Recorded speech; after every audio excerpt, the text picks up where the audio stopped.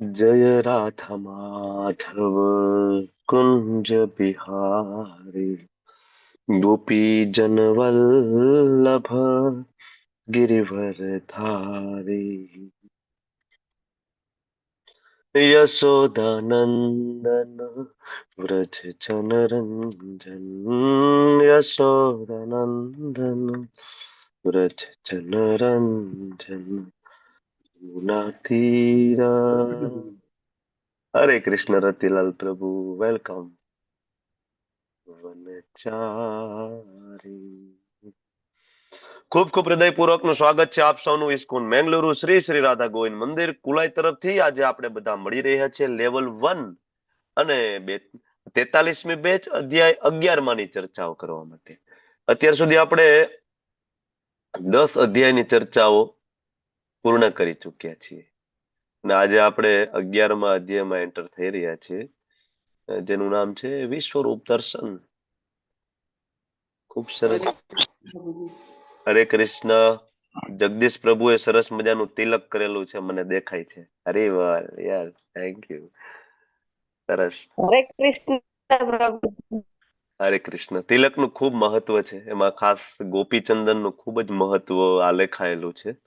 ક્યારેક આપણે જોઈશું. ખાલી ગોપીચંદન કપાળ ઉપર લગાવવાથી ગમે એ રીતના મૃત્યુ થાય તો પણ યમદૂતો બાજુમાં ફરકી શકતા નથી. ખાલી ગોપીચંદન જો કપાળ ઉપર હોય તો શાસ્ત્રમાં એનો ઉલ્લેખ છે. અલગ અલગ જે પુરાણો છે એના સિવાય તંત્ર છે, શ્રુતિ ગ્રંથોમાં પણ ખૂબ એનું વર્ણન છે.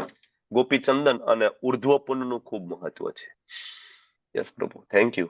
શરૂઆત કરીશું ભગવાન શ્રી શ્રી રાધા ગોવિંદજીના દર્શન કરીને અને ભગવાનના પરમ પાર્ષદ અર્જુનજી, ભગવાનના પરમ ભક્ત શીલ પ્રભુપાદજીના ચરણોમાં ખૂબ જ ભાવપૂર્વક પ્રેમપૂર્વકની પ્રાર્થનાઓ સાથે મળીને આપણે અર્પણ કરીશું અને મંગલાચરણથી આજના સેશનની શરૂઆત કરીશું.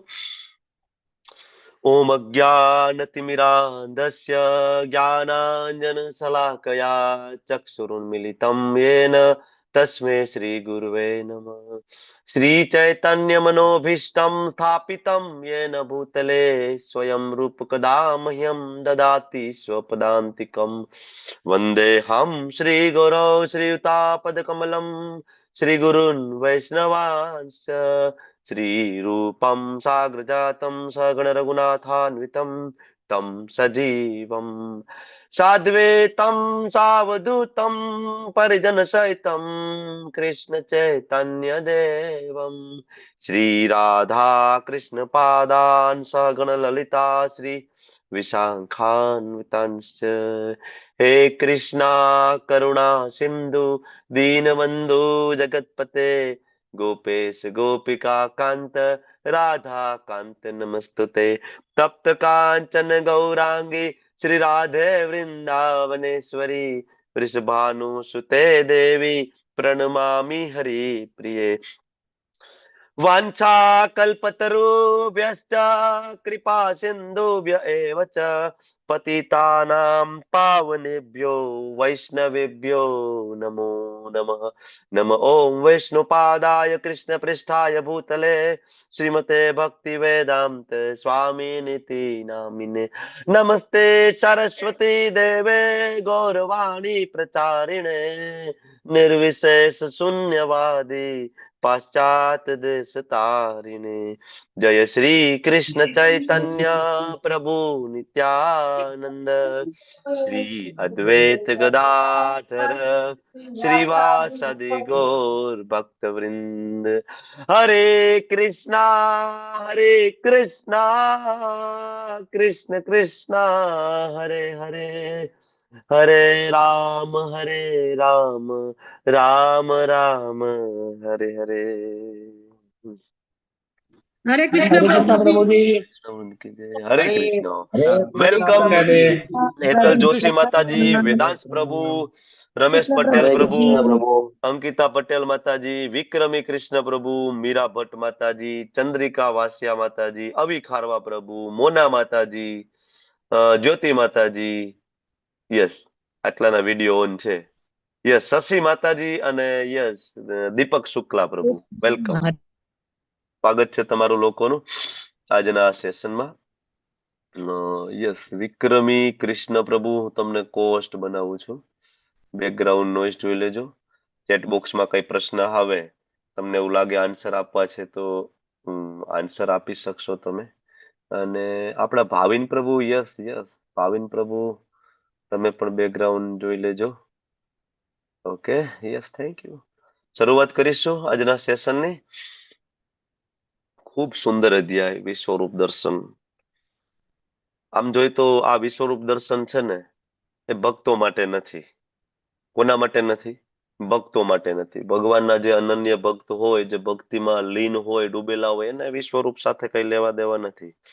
વિશ્વરૂપ છે નવોદિત ભક્તો માટે છે. કેવા? નવા પાપા પગલી વાળા. હજી ભગવાનમાં એટલી શ્રદ્ધા સ્થિર થઈ નથી, થોડુંક હજી ડગુમગુ છે. કૃષ્ણ ભગવાન છે કે નહીં, પૂર્ણ પુરુષોત્તમ છે કે નહીં, ખરેખર કૃષ્ણ એટલા સર્વશક્તિમાન હશે કે નહીં. આગળ તો કહી દીધું 10મા અધ્યાયની અંદર, રુદ્રણામ શંકર ચશ્મી, રુદ્રોમાં હું જ શંકર છું, હું જ શિવ છું, હું જ બ્રહ્મા છું, હું જ ઇન્દ્ર છું, હું જ નારદ છું, હું જ બૃહસ્પતિ છું, હું જ શંકરાચાર્ય છું. બધી જ મેં જ બધાને શક્તિ સંચારિત કર્યા છે. આ બધી 10મા અધ્યાયમાં વાત તો થઈ, પણ હજી આપણા જેવા નવોદિત ભક્તો હોય કે જેને આપણે કૃષ્ણને જોયા છે કેવી રીતના, શ્યામ સુંદર મુરલી મનોહર, હાથમાં કોઈ શસ્ત્ર અસ્ત્ર કઈ છે નહીં. બાકી બધા દેવી દેવતાઓના હાથમાં જો તો કઈ ને કઈ શસ્ત્ર છે. ઇવન ભગવાનના જ બરાબર ઇન્કાર્નેશન, પૂર્ણ અવતાર, બરાબર ભગવાન વિષ્ણુ ગદા છે અને ચક્ર છે. શિવજી હોય તો હાથમાં ત્રિશુલ હોય. બરાબર, કઈ ને કંઈક શસ્ત્ર છે. બરાબર, પણ કૃષ્ણ, એના હાથમાં કોઈ શસ્ત્ર છે જ નહીં, બાંસુરી છે. વેલકમ ડોક્ટર સોનમ માતાજી, after long time. Thank you so much for joining. હરે કૃષ્ણ પ્રભુજી. માયાનો પંજો પડી ગયો લાગે છે. હા.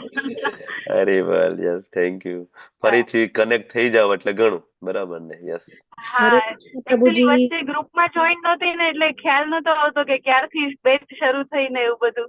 એટલે પછી અચ્છા. કાલે મેં જયેશભાઈ પાસેથી લીધી લિંક, એટલા યસ, માટે હવે કનેક્ટેડ રહીશ. થેન્ક યુ માતાજી. હિરલ માતાજી, વેલકમ. હર્ષા માતાજી, સ્વાગત છે તમારું. હર્ષા વૈદ્ય માતાજી. હરે કૃષ્ણ પ્રભુજી, દંડવત પ્રણામ. હરે કૃષ્ણ. શરદ પ્રભુ, વેલકમ. દંડવત પ્રણામ. ઉર્મિલા માતાજી, કિરણ પ્રભુ, બધાનું ખૂબ ખૂબ સ્વાગત છે. વિશ્વરૂપ દર્શન ની આપણે ચર્ચા કરવા જઈ રહ્યા છીએ. અને કૃષ્ણ પ્રભુજી, દંડવત પ્રણામ. દંડવત પ્રણામ માતાજી, વેલકમ, સ્વાગત છે. તો આની પહેલા પણ તમને ખબર છે ભગવાને વિરાટ સ્વરૂપ પહેલા અલગ બે સ્વરૂપ બીજા બતાવેલા છે. 11મા અધ્યાયમાં ભગવાન કૃષ્ણએ વિશ્વરૂપ દર્શન બતાવ્યું અર્જુનની સામે. બરાબર, એની પહેલા બીજા બે અલગ સ્વરૂપ પણ બતાવેલા છે. એ કયા કયા? જ્યારે કયા શાંતિ કયા? સ્વરૂપે હતા ત્યારે દુર્યોધનને બતાવ્યું. કૌરવ શાંતિદૂત બનીને હતા ને જ્યારે. ચાલો, એક તો શાંતિદૂત બનીને ગયા શશી માતાજી, હિરલ માતાજી, દર્શના માતાજી, બરાબર છે. એક ત્યારે એક યશોદા મિની, માતા મુખમાં યશોદા બ્રહ્માંડના માતાને દર્શન કરાયા મોંમાં બતાવે. હા, બ્રહ્માંડના દર્શન કરાયા. ભગવાન સરસ દર્શન. પ્રભુ, હરિવલ. મીરા માતાજી, હરિવલ. એક વખત મિની વિશ્વરૂપ દર્શન અને એક વખત બ્રહ્માંડ સ્વરૂપ દર્શન. ભગવાને બ્રહ્માંડના દર્શન ભગવાને કરાવ્યા હતા. કોને? યશોદા માતાજીને. એ કથા આપણે લીધી હતી, તમને યાદ છે ને કે ભૂલી ગયા છો? હે, કૃષ્ણએ માટી ખાધી હતી, યશોદા માતાજી કે છે માટી ખાધી છે, બોલ, ખોલ મોઢું.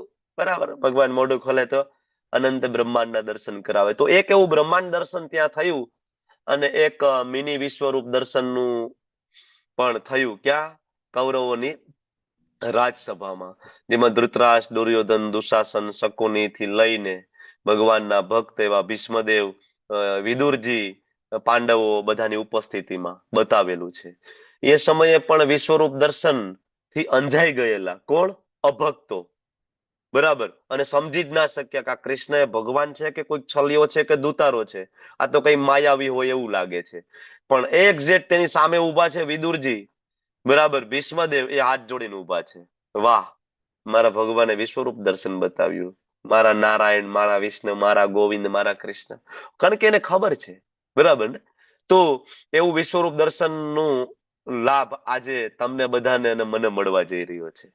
બરાબર, અધ્યાયને અલગ અલગ 6 વિભાગમાં વહેંચવામાં આવ્યો છે. અને પહેલા શ્લોકની અંદર અર્જુન કહી દે છે, જો હજી 10 અધ્યાય પૂરા થયા છે. હજી આમ જોઈ તો ભગવદ ગીતા 50% જેવું બાકી છે. પણ અર્જુન આયા એવું કહે છે, મદ અનુગ્રહાય પરમમ ગુહ્યમ અધ્યાત્મ સંગીતમ. મદ અનુગ્રહાય, હું અનુગ્રહ એટલે કે હું કબૂલ કરું છું, હું તમારો આભાર પ્રગટ કરું છું. અનુગ્રહ એટલે આભાર પ્રગટ કરવો. બરાબર, કે હે કૃષ્ણ ખૂબ ખૂબ થેન્ક યુ. બરાબર, કે તમે મને શું આપ્યું છે? તો કે ગુહ્યમ અધ્યાત્મ, તમે મને એવા એવા અધ્યાત્મ વિષયોનું જ્ઞાન આપ્યું, એવા ઉપદેશો આપ્યા છે આગળ. કારણ કે જો મુખ્ય 3 શ્રીમદ ભગવદ ગીતાના વિષયો ગુહ્ય, ગુહ્યતર અને ગુહ્યતમ. ગુહ્ય જ્ઞાન 2જા અધ્યાયમાં, ગુહ્યતર 7મા અધ્યાયમાં અને ગુહ્યતમ 9મા અધ્યાયમાં. ત્રણેય જ્ઞાન પૂરા થઈ ગયા છે. ગુહ્ય, ગુહ્યતર, ગુહ્યતમ. 10મા અધ્યાયમાં ભગવાને વિભૂતિ યોગ આપ્યો ને 11મા અધ્યાયમાં અર્જુન એમ કહે છે. ઇવન 10મા અધ્યાયમાં પણ ગઈકાલે અર્જુન એવું કહ્યું હતું કે ભગવાન મને તો ખબર જ છે, પરમ બ્રહ્મ, પરમ ધામમ, પરમ પવિત્રમ તમે જ છો. પરમ બ્રહ્મ તમે છો, તમારાથી સુપ્રીમ કોઈ નથી, તમે આદિ છો બધાના, તમે અનાદિ છો. અર્જુન ગઈકાલે કહ્યું. આજે અર્જુન કહે છે મદ અનુગ્રહાય, હું આભાર પ્રગટ કરું છું, કારણ કે તમે મને આવા બધા ગુહ્ય સિક્રેટ નોલેજ તમે મને આપ્યું છે, જે હું સમજી શક્યો છું. યત્વયોક્તમ વચસ્તેન, તમે મને એવા એવા વચનો કહ્યા છે કે જેના કારણે મોહોયમ વિગતો મમ, મારો મોહ દૂર થયો ગયો છે. હે કૃષ્ણ, મારો મોહ, મારું અજ્ઞાન, બરાબર, અજ્ઞાન રૂપી અંધકાર એ હવે દૂર થઈ ગયું છે. અત્યાર સુધી અર્જુન પોતે દેહાત્મ ભાવમાં હોય, એટલે કે હું શરીર છું, આત્મા નથી, આવા ભાવ સાથે યુદ્ધ ભૂમિ ઉપર ઉભા હતા. અને એને ખૂબ જ કહેવાય મોહ હતો. કોની સાથે? ભીષ્મ સાથે, દ્રોણ સાથે, પોતાના પિતામહ ગુરુ સાથે. બરાબર, અને અર્જુનને એવું હતું કે હું કરી રહ્યો છું. બરાબર, પણ જ્યારે ભગવાન એક પછી એક જ્ઞાન આપતા જાય છે તો અર્જુન એમ કહે છે કે મારો એ મોહ દૂર થઈ ગયો છે. આભાર પ્રગટ કરે છે. બહુ જરૂરી છે સંબંધની અંદર. આજે ભૌતિક જગતમાં પણ જો આભાર પ્રગટ કરવો બહુ જરૂરી છે, જેથી સામેવાળાને ખબર પડે કે તમે કેટલી એની કદર કરો છો. હૃદય વિશાળ લાગે. બરાબર, આપણે લોકો મેં આની પહેલા પણ કહ્યું હતું કે આપણે મંદિરે જઈએ મોટા ભાગે તો આપણી પાસે એના 2 જ ઉદ્દેશ્ય છે. કયા ઉદ્દેશ્ય છે મંદિરે જવાના? તો કે એક તો માનતા પૂરી કરવા. બરાબર, હે ભગવાન મને આપી દેજો, હે ભગવાન મને તે આપી દેજો. અને બીજું ફરવા. બરાબર, આ તો ભાઈ આગ્રા જવાનો પ્લાન હતો અને સાથે સાથે ચાલને વચ્ચે વૃંદાવન આવે છે. હમણાં અમારા પ્રભુજી 2 દિવસ પહેલા વાત કરતા હતા. બરાબર, એમના જે એક રિલેટિવ છે તો એમને વૃંદાવન જવાની ઈચ્છા થઈ. પ્રભુજી બહુ ખુશ થઈ ગયા કે વાહ, કે તને વૃંદાવન જવાની ઈચ્છા થઈ, વાહ. પ્રભુજીએ ત્યાં રહેવા જમવાની બધી વ્યવસ્થા કરી દીધી એને. કારણ કે પરિસ્થિતિ ખરાબ, તો પ્રભુજીએ ત્યાં બધું ફ્રીમાં રહેવા જમવાની બધી વ્યવસ્થા કરી. તો એક દિવસ થયો ને બીજે દિવસે પ્રભુજીએ ફોન કર્યો. શું થયું? કે વૃંદાવન ફર્યા? કે ક્યાં છો? કે હું તો આગ્રા છું, કે તાજમહેલ ફરી રહ્યો છું, કે તાજમહેલ જોઉં છું. કે આ આપણી પરિસ્થિતિ છે. વૃંદાવનમાં જઈને પણ આપણે ક્યાં જઈએ છીએ? કબરોના દર્શન કરવા જાય છે. આગ્રા જાય, તાજમહેલ જાય જોવા, દિલ્હી જોવા જાય. અરે વૃંદાવનની અંદર 6 મહિના પણ જો તમે કન્ટિન્યુઅસ રહો અને એવરીડે ભગવાનની લીલાસ્થલી જોવા માટે નીકળી જાઓ રોજે, અને એ લીલાસ્થલીએ પહોંચીને તમે લીલાસ્થલીના મહાત્મય સાંભળો, તો તમારા 6 મહિના ઓછા પડે વૃંદાવનની અંદર. તમને ખબર છે વૃંદાવનની અંદર એવા એવા સિક્રેટ જગ્યાઓ છે. વૃંદાવનની અંદર 4 ધામ છે. સાંભળ્યું તમે? બદ્રીનાથ, કેદારનાથ, ગંગોત્રી, યમુનોત્રી. તમને ખબર છે વૃંદાવનની અંદર આખા વિશ્વમાં એકમાત્ર વ્રજની અંદર એવું શિવાલય છે કે જ્યાં શિવજી પોતે નંદી મહારાજ ઉપર બિરાજમાન હોય. શિવલિંગ નંદી મહારાજ ઉપર હોય એવું શિવલિંગ તમે કોઈ દિવસ જોયું છે? મોટા ભાગે શિવાલયમાં શિવજી સામે અને નંદી મહારાજની સામે ઉભા હોય છે. વ્રજની અંદર એક જ જગ્યાએ એવું શિવાલય છે, બરાબર, કે જ્યાં નંદી મહારાજ ઉપર જ શિવલિંગ બિરાજમાન છે. ભગવાને જયારે આહવાન કર્યું, યશોદા માતાજી નંદ બાબા કહે છે કે ભાઈ અમારે અલગ અલગ તીર્થ ક્ષેત્રોના દર્શન કરવા જવા છે. કૃષ્ણ કહે ભાઈ તમારી ઉંમર મોટી થઈ ગઈ, હવે તમે અલગ અલગ જગ્યાએ ક્યાં ફરશો? બદ્રીનાથ ને કેદારનાથ ને. એક કામ કરો, તમે અહીંયા રહો, એ બધાને હું અહીંયા બોલાવું છું. બરાબર, વ્રજની અંદર હરિદ્વારના, બરાબર, હરિદ્વારને જે ગંગા, બરાબર, એ ઘાટ થી લઈને 4 ધામ. શિવજીને પણ કહ્યું શિવજી આવો દર્શન કરવા જ મારા માતા પિતાને. બરાબર, શિવજી સ્વયં એટલા સ્પીડમાં આવ્યા કે આવીને એ ભૂલી જ ગયા કે નંદી મહારાજની નીચે ઉતરવાનું છે મારે. નંદી મહારાજ ઉપર જ બેઠા છે. એમ નમ જ ત્યાં આજે પણ એ સ્વયંભૂ પ્રગટ થયેલા શિવલિંગ અને નંદી મહારાજ છે. તો કહેવાનો મતલબ એ છે કે આપણો મોહ દૂર નથી થતો, આપણે ભગવાનને ક્યારે આભાર પ્રગટ નથી કરતા. બરાબર. એક વખતનો નાનો એવો પ્રસંગ છે કે ભગવાન ભક્ત ભગવાન પાસે જાય છે, જોગાનું ક્યાં તો વાત છે, અને ભક્ત ભગવાનને કહે છે, ભગવાન તમે કહો છો કે તમે તમારા ભક્તોની હેલ્પ કરવામાંથી ક્યારે ચૂકતા નથી, તમારું નામ અચ્યુત છે. ભગવાન ખરેખર મારે જયારે તમારી જરૂર હતી ને ત્યારે તમે મારી સાથે નહોતા. ભક્ત ભગવાન કે ભાઈ એવું ક્યારે બન્યું, મારા ભક્ત કોઈ દિવસ બોલાવે તો ક્યારેય નથી બન્યું. બરાબર. ગજેન્દ્ર હોય કે માતા દ્રૌપદી હોય કે વોટ કોઈ પણ હોય, ભગવાન કે હું ના પહોંચ્યો હોય એવું તો કોઈ દી બન્યું નથી. તો ભક્ત કે ચાલો મારી સાથે હું તમને બતાવું. ભક્ત લઈ આવ્યા ભગવાનને, સમુદ્ર કિનારે જાય છે. જોવો ભગવાન કે આ મારા પગલા છે, આ તમારા પગલા છે. આગળ ચાલતા ચાલતા ચાલતા જોયું એક પગલા થઈ ગયા. તો ભક્ત કહે છે, જોયું ભગવાન જોયું, મારા એકલાના પગલા છે. તમે જ્યારે ખરેખર મારા જીવનનો કપરો સમય હતો ને, તમે મને છોડીને જતા રહ્યા હતા. ભગવાન હસે છે ભક્તની સામે કે દીકરા એકલા પગલા છે ને, એક પગલા એ મારા છે. તારા જીવનનો જ્યારે કપરો સમય હતો ને ત્યારે મેં તને મારી ગોદમાં ઉપાડી લીધો હતો. તારા પગલા ક્યાંથી હોય કે મને? બરાબર. આપણને ખબર જ નથી. જે લોકો ભક્ત હોય, ભક્તિ કરતા હોય, માળા કરતા હોય, જપ કરતા હોય, એના જીવનની કેટલી બધી કપરી મુશ્કેલીઓ જે છે એ જતી રહે છે, આપને ખબર જ નથી. બરાબર. તલવારનો ઘા છે એ સોયના ઘાથી ટળી જતો હોય, આપને ખબર નથી. કર્મના નિયમો કૃષ્ણને લાગુ નથી પડતા. નમામ કર્મણી લિંપંતી નમે કર્મ ફલે સ્પૃહા. ઘણા બધાને એમ થાય કર્મના ફળ તો પ્રભુજી ભોગવવા જ પડે, પણ કૃષ્ણમાં એ આવતું નથી. કર્મના ફળ પાપ પુણ્ય કઈ નહીં. નમામ કર્મણી લિંપંતી નમે કર્મ ફલે સ્પૃહા ઇતિ મામ યો અભિજાનાતિ. અને જો આવું કોઈ જાણી લે કે કૃષ્ણને કર્મના ફળ લાગતા નથી, ભોગવવું પડતું નથી, તો ભગવાન કે છે એ મારા ભક્તને પણ નથી લાગતા. ઇતિ મામ યો અભિજાનાતિ. બરાબર. સકર્મ ભિન્ન બધ્યતે. તો એ પણ કર્મના બંધનોથી બંધાતો નથી. આપણને ખબર જ નથી ભગવાન આપણી કેટલી હેલ્પ કરી રહ્યા છે એવરી ડે. રોજ આભાર પ્રગટ કરવો જોઈએ.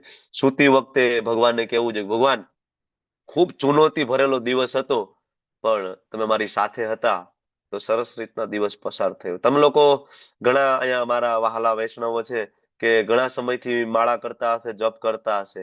તમને આવું ક્યારે ફીલ થયું છે કે એ જીવનમાં એ દિવસમાં ખૂબ મુશ્કેલી વાળું હોય, જેમાં કોઈ સમાધાન ના નીકળતું હોય, અને તમે જોવો તો પરિસ્થિતિ એકદમ નોર્મલ થઈ જાય?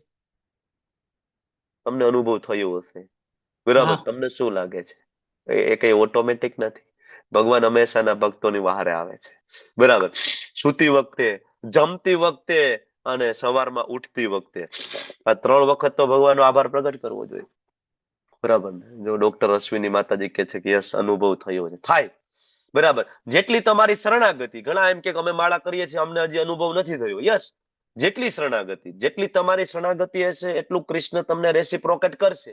યથામામ પ્રપદ્યંતે. બરાબર. જેટલું તમે પ્રપદ્યંતે, જેટલી તમારી શરણાગતિ હશે, બરાબર, ને ભગવાન એટલું રેસિપ્રોકેટ કરશે. બરાબર. તો અહીંયા અર્જુન કહે છે મારો મોહ દૂર થઈ ગયો. બીજા શ્લોકની અંદર અર્જુન કહે છે, હે કમળ નયન, મેં આપની પાસેથી જીવ માત્રનું ઉત્પત્તિ એટલે કે સર્જન, ક્યાં વાત થઈ? 8મા અધ્યાયમાં સૃષ્ટિનું સર્જન. અને લય એટલે કે વિનાશ, ક્યાં વાત થઈ? 8મા અધ્યાયમાં મિની પ્રલય, મહાપ્રલય. તમે લોકો લેવલ 2 માં આવશો ત્યારે આપણે ડિટેલમાં જઈશું. મિની પ્રલય, મહાપ્રલય કેટલા સમયાંતરે થાય છે, મિની પ્રલય થાય, મહાપ્રલય થાય તો જીવો બધા ક્યાં જતા રહે છે. બરાબર. આ બધી જ આપણે ચર્ચા કરીશું. આપણને એમ થાય પ્રલય થઈ જાય, બધા મરી જાય, બધા ધામમાં વયા જાય, તો પછી ભક્તિ કરે એમાં શું, ના કરે તો શું? એક દી પ્રલય થાય બધા જ ધામમાં જતા રહેવાના છે? એવું નથી.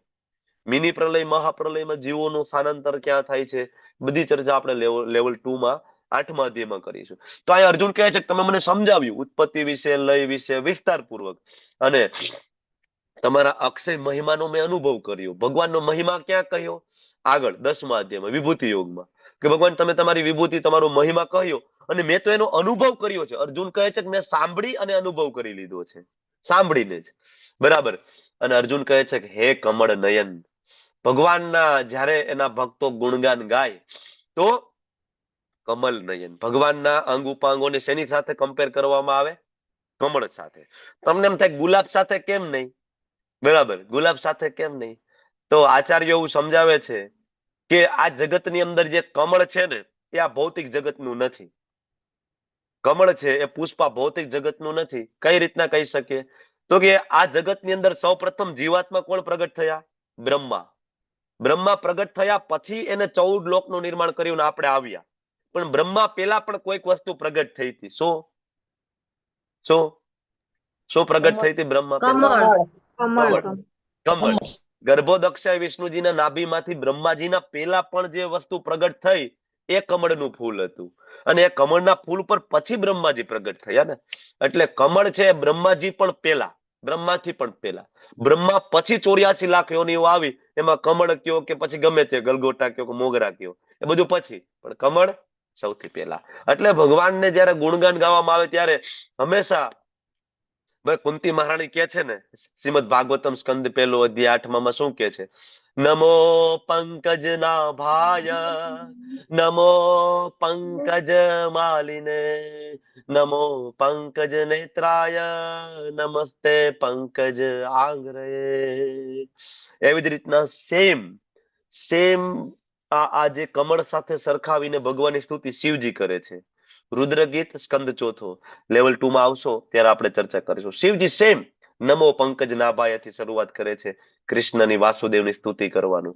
ઓકે, તો ભગવાનની જયારે ગુણગાન ગાવામાં આવે ત્યારે કમળ સાથે સરખાવે છે. આગળ અર્જુન કહે છે, હે પુરુષોત્તમ, હે પરમેશ્વર, આપને સ્વયં આપના જણાવ્યા પ્રમાણેના વાસ્તવિક રૂપને મારી સમક્ષ હું જોઈ રહ્યો છું. તમે જે રીતના કહ્યું એવા વાસ્તવિક રૂપને, તેમ છતાં આપ આ દ્રશ્ય જગતમાં કેવી રીતના પ્રવેશ્યા છો? કારણ કે તમે તો નિત્ય લીલા અને નિત્ય નિવાસ કરો છો. ક્યાં? ગોલોક વૃંદાવન ધામ. એક પાદ ન ગચ્છતિ. ભગવાન તો એક ડગલું પણ પોતાના ગોલોક વૃંદાવન ધામ વ્રજમાંથી બહાર દૂર જતા નથી. તો અર્જુન કહે છે તો પછી તમે આ દ્રશ્ય જગત, જેને અમે અમારી ભૌતિક ઇન્દ્રિય દ્વારા જોઈ શકીએ છીએ, ભૌતિક જગત, આમાં તમે કેવી રીતના પ્રવેશ કરો છો? મતલબ તમે આનું સર્જન કેવી રીતના કર્યું? બરાબર, એ મને બતાવશો? તો અર્જુન કહે છે મારી જોવાની ઈચ્છા છે અને આ સ્વરૂપના દર્શન કરું છું. અર્જુન અહીંયા કહેવા માંગે છે કે મારે તમારું વિરાટ સ્વરૂપ, વિશ્વરૂપ દર્શન મારે કરવું છે, જેની અંદર બધું જ ઇન્ક્લુડિંગ છે. બરાબર, મારે એ જોવું છે. બરાબર. અને અર્જુન આગળના શ્લોકમાં સરસ ભગવાનને વિનંતી કરે છે, જે આપણે શીખવાનું છે. 4થા શ્લોકની અંદર અર્જુન કહે છે કે હે પ્રભુ, જો હું આપને આ વિશ્વરૂપના દર્શનનો અધિકારી લાગતો હોય તો કૃપા કરીને મને આ દર્શન કરાવો, નહીતર નહીં. આ બહુ મહત્વની વસ્તુ છે. સંબંધની અંદર સ્વતંત્રતા.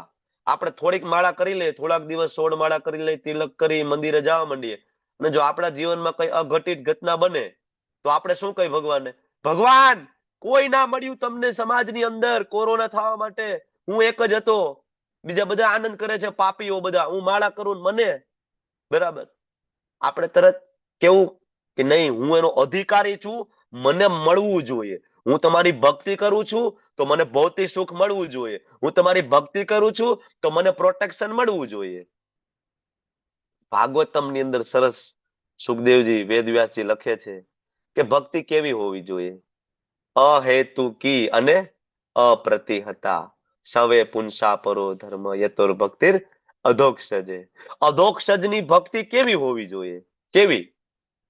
મનુષ્ય જીવનનું એકમાત્ર લક્ષ્ય છે કે આ જીવનની અંદર ભગવાનના દર્શન થવા જોઈએ. આ જ મનુષ્ય જીવનનું એકમાત્ર લક્ષ્ય. મનુષ્ય જીવનનો બીજો કોઈ ઉદ્દેશ્ય છે જ નહીં, કોઈ જ નથી. આ તો આપણે આપણું જીવન નિર્વાહ કરવા માટે જે કઈ થોડું ઘણું કરીએ એ કરીએ, એ વસ્તુ જુદી છે. પણ પછી એનામાં જ લાગી જાય સવારથી લઈને રાત સુધી.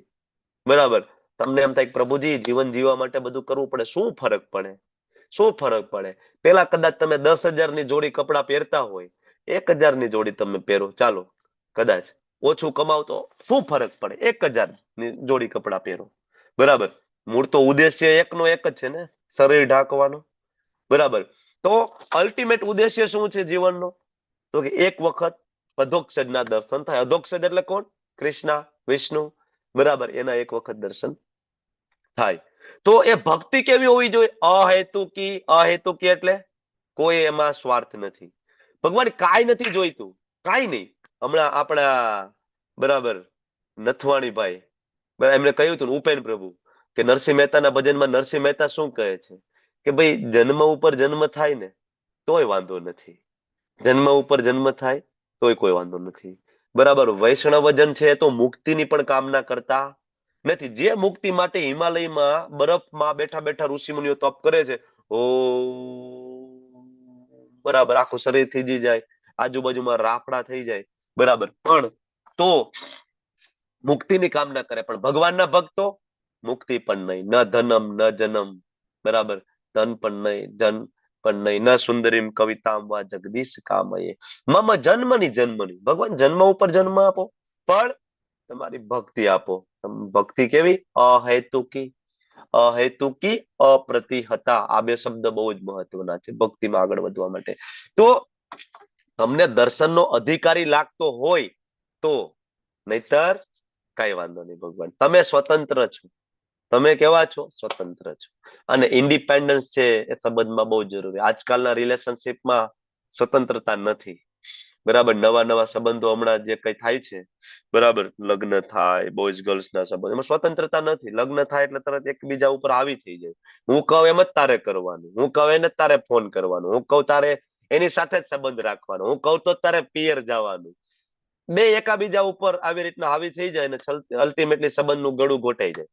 એ સંબંધ લાંબા ટકતા નથી. આજ તમે જોઈ રહ્યા છો, બરાબર. તો આ બહુ જરૂરી છે. હવે આયા અર્જુન ભગવાનને કહે છે કે વિશ્વરૂપ દર્શન મને કરાવો. તો શું અર્જુનને કઈ શંકા છે કે કૃષ્ણ ભગવાન છે કે નહીં? એની ડાઉટ અર્જુનના મનમાં. અર્જુન વિશ્વરૂપ દર્શન માંગે છે, એનું કારણ શું? વાય? બોલો, તમારે જવાબ આપવાનો. હરે કૃષ્ણ. હા, બોલો બોલો. શ્રદ્ધા વધી અને આગળ કોઈ બાબા ભગવાન કઈ ના હક. જે અને ત્યાં તો કોઈ એકાદ વિશ્વરૂપ બતાવો તમે. હા, કળિયુગમાં પાખંડીઓનો વર્ચસ્વ ના રહે ને બતાવી શકે કે આ ભગવાન હરી હોય, બોલ. એક સ્વરૂપ હોય. હરે હા. કૃષ્ણ. જે લોકો હાજર નહોતા તેને દર્શન કરવાની ઈચ્છા હતી, અને જે બીજા જે કહેવાતા લોકો હતા એ પોતાને ભગવાન માનતા હતા એને પણ બતાવતા હતા. હરી અને બોલ. હું લાયક છું કે નહીં એટલે મને વિશ્વરૂપ દેખાડો. આ ત્રણ હેતુ હોવા જોઈએ. ઓકે, ખૂબ અને સરસ. ભગવાન જ છે, બીજું કોઈ નથી. એ પણ બતાવ. હા, વિશ્વરૂપ દર્શન. કારણ કે આગળ 10મા અધ્યાયમાં ભગવાને એવું કહ્યું કે અર્જુન, ઋષિઓમાં હું જ નારદ છું, પર્વતોમાં હું જ હિમાલય છું, નદીઓમાં હું જ ગંગા છું. ભગવાને કહી દીધું આગળ આવું. તો હવે કોઈક આવે, થોડું ઘણું જ્ઞાન મળી જાય ને થોડા ઘણા સિદ્ધિઓ મળી જાય, ચમત્કારો આવડી જાય, આમ કરીને રુદ્રાક્ષ કાઢી દે ને આમ કરીને કંકનું કાઢી દે, કંકુ કાઢે, આપણે બધા તો મોહિત થઈ જાય. વાહ બાબાજી, જય હો બાબાજી, જય હો બાબાજી, તમે જ ભગવાન, બરાબર. તો આવા બાબાજીઓ એમ કહી દે, કૃષ્ણએ કીધું છે ભગવદ ગીતાના 10મા અધ્યાયમાં, ઋષિઓમાં હું નારદ છું. હું કહી દઉં, ઋષિઓમાં હું નારદ છું ભાઈ, હું પણ નારદ, બરાબર. નદીઓમાં હું ગંગા, હું ગંગા છું. અને પર્વતોમાં હું પણ હિમાલય, રુદ્રોમાં હું જ શંકર છું ભાઈ, બીજું કોઈ નહીં, હું જ મહાદેવ, હું કૃષ્ણ, હું કહી શકે ને, બરાબર. આવા કેટલાય છે મૂર્ખાઓ, બરાબર. અમારી નજીક રાજકોટ છે. રાજકોટમાં એક ભાઈ છે, બરાબર. એ પોતાની જાતને કલ્કીનો અવતાર સમજે છે કે હું જ કલ્કી છું, બરાબર. કેટલી વખત એના યુટ્યુબમાં સ્ટેટમેન્ટ, પત્રકારો સાથેના વાર્તાલાપો, કેટલાય. આવા ખાલી એક નથી, ભારતની અંદર લગભગ આવા 8 કે 10 એવા માણસો છે કે જે પોતાની જાતને ભગવાનનો અવતાર સમજે છે કે હું જ ભગવાન છું. માથાના વાળ જતા રહ્યા છે, આગળ વાળ જતા રહ્યા છે, ફાંદ આગળથી બહાર નીકળી ગઈ છે. આવા ભગવાનનું એક સ્વરૂપ જોયું છે આપણે? માથે ટક્કો થઈ ગયો હોય, ફાંદ બહાર નીકળી ગયો હોય ને, બરાબર. ભગવાન સમજવાના છે.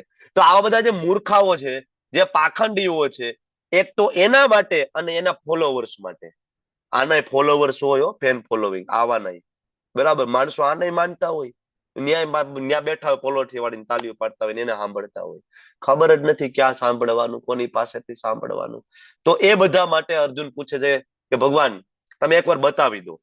ભગવાન પેલું કારણ હતું અર્જુનનો વિશ્વાસ વધારો. કયો વિશ્વાસ? પ્રચાર કરવા માટેનું. અર્જુનને શું કરવું છે?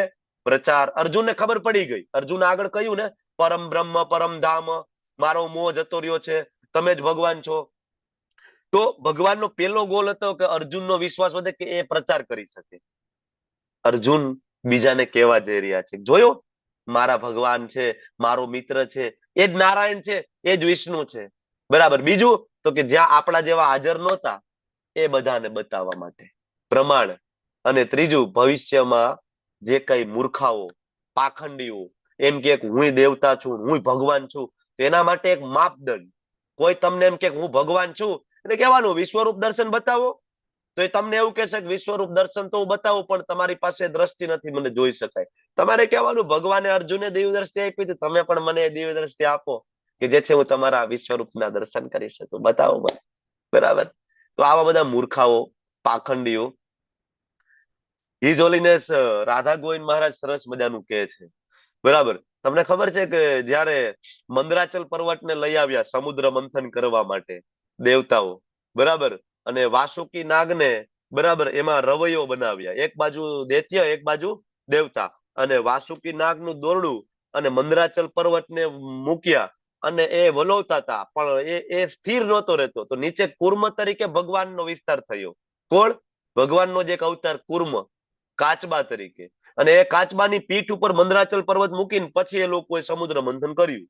બરાબર. તો ભાગવતજીમાં વર્ણન છે કે ભગવાન કૃષ્ણનો એ જે વિસ્તાર થયો કુર્મ તરીકેનો, બરાબર, અને મંદરાચલ પર્વત એના ઉપર જે ઘસાતો હતો, તો ભગવાનને એવું લાગતું હતું કે કોઈ કામ વાલ કરે છે, ખંજવાળે છે પ્રેમથી. તો એ ભગવાન કુર્મ અવતાર માતા એને જોકું આવી ગયું, ઊંઘ આવી ગઈ, હા સરસ, કોઈ ખંજવાળતું હોય એવું લાગે. તો આજે પણ જો કોઈને એવું લાગે કે હું ભગવાન છું, બરાબર, તો એને પણ ઊંધો હુવડાવીને 2-4-5 ટનનો પાણો તો માથે મૂકવો જ જોઈએ જેસીબી થી, અને એનાથી ઘસવો જોઈએ. જો એને ઊંઘ આવી જાય તો સમજવું કે આ ભાઈ ભગવાન છે. પણ ભગવાન ઉપર તો મંદરાચલ પર્વત, મંદરાચલ પર્વત એટલે તમને ખબર છે બધા દેવતાઓ એક સાથે ભેગા થઈને ઉપાડવા ગયા ને તો અડધા દબાઈ ગયા હતા એમાં. પછી છેલ્લા ગરુડ મહારાજ આવ્યા, તમે રહેવા દો, તમારા નહીં થાય, તમે એક પાખ ઉપર બેસી જાઓ અને મારી બીજી પાખ ઉપર મૂકો મંદરાચલ પર્વતને. આ ગરુડ મહારાજની શક્તિ છે. વિચાર કરો, દેવતાઓ બધા એક મળીને એક પાખ ઉપર અને બીજી પાખ ઉપર આખો મંદરાચલ પર્વત, અને એ લઈને ગયા સમુદ્રમાં. બરાબર. એટલે કોઈ એમ કે હું ભગવાન છું તો 2-4 ટન તો એના ઉપર મૂકી જ દેવું, ખબર પડે કે આ ભાઈ ભગવાન છે કે નહીં, બચે તો ખબર પડે ને. બરાબર. એટલે આવા પાખંડીઓ માટે ખાસ ભગવાન વિશ્વરૂપ દર્શન બતાવી રહ્યા છે. બરાબર. અને 5મા શ્લોકની અંદર ભગવાન હવે બોલે છે. શ્રી ભગવાન ઉવાચ. હવે અર્જુનને કહે છે, હે અર્જુન, હવે વિશ્વરૂપ દર્શન બતાવતા પહેલા ભગવાન થોડુંક એનું વર્ણન કરે છે કે અર્જુન, કે તું મારી વિભૂતિઓને જો. મેં તને ગઈકાલે તો વિભૂતિને કહી હતી કે રુદ્રોમાં હું શંકર છું, ઋષિઓમાં હું નારદ છું, બરાબર, હું બૃહસ્પતિ, આ મેં તને ગઈકાલે કહી હતી. પણ હવે તું જો, હું તને ઓડિયો વિઝ્યુઅલ પ્રેઝન્ટેશન બતાવું છું. કેવું? 5D 6D trillion D movie બતાવું છું. તમે લોકો 3D મૂવી જોવા ગયા છો થિયેટરમાં? 3D મૂવી જોવા જાય, બરાબર, તો ઓલા ચશ્મા આપે, તમે એન્ટર થાવ ને એટલે એવા ચશ્મા આપે, ચશ્મા પહેરીને તમારે જોવાનું હોય. ચશ્મા પહેરા નહીં તો તમને માથું દુખવા માંડે, કારણ કે બધું ધૂંધળું દેખાય. ચશ્મા પહેરી લો તો તમને એવું લાગે કે અંદર જે ઓલી હોય ને સ્ક્રીન, એમાંથી તમારી નજીક કંઈક આવતું હોય એવું લાગે. બરાબર. એ મૂવી બધા એ રીતના જ બનાવેલા હોય, તમને એવું લાગે કે તમે એની અંદર ઉભા છો. તો અહીંયા ભગવાન ટ્રિલિયન ડી મૂવી બતાવી રહ્યા છે. 3D 4D 5D ની ટ્રિલિયન ડી મૂવી. પણ આ મૂવી જોવા માટે ચશ્મા જોઈએ તો દેખાય. આગળ ભગવાન અર્જુનને કહે છે કે અર્જુન, તને વિશ્વરૂપ દર્શન બતાવું પણ એ તું તારી આ આંખે જોઈ શકીશ નહીં. બરાબર. ભગવાન અર્જુનને કહે છે હું તને આદિત્યો બતાવીશ, વસુઓ બતાવીશ. બરાબર. આદિત્યો કેટલા છે? 12 આદિત્યો, 8 વસુઓ, 11 રુદ્રો, 2 અશ્વિની કુમારો, 49 મરુતો અને બીજા બધા દેવતાઓ.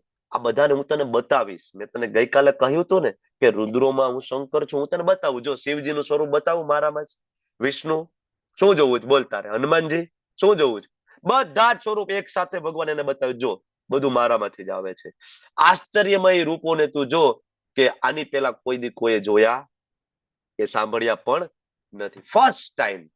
જો તમે એક પછી એક શાસ્ત્ર બધા ઉપાડી લો, બરાબર, એ પછી વિષ્ણુ પુરાણ હોય, શિવ પુરાણ હોય, ગરુડ પુરાણ હોય, કોઈ પણ, બરાબર, પણ તમે જોવો કે એમાં વિશ્વરૂપ કોઈ બતાવ્યું નથી. બ્રહ્માજીએ નહીં, શિવજીએ નહીં, ક્યારે નહીં. વિશ્વરૂપ દર્શન માત્ર કૃષ્ણએ બતાવેલું છે.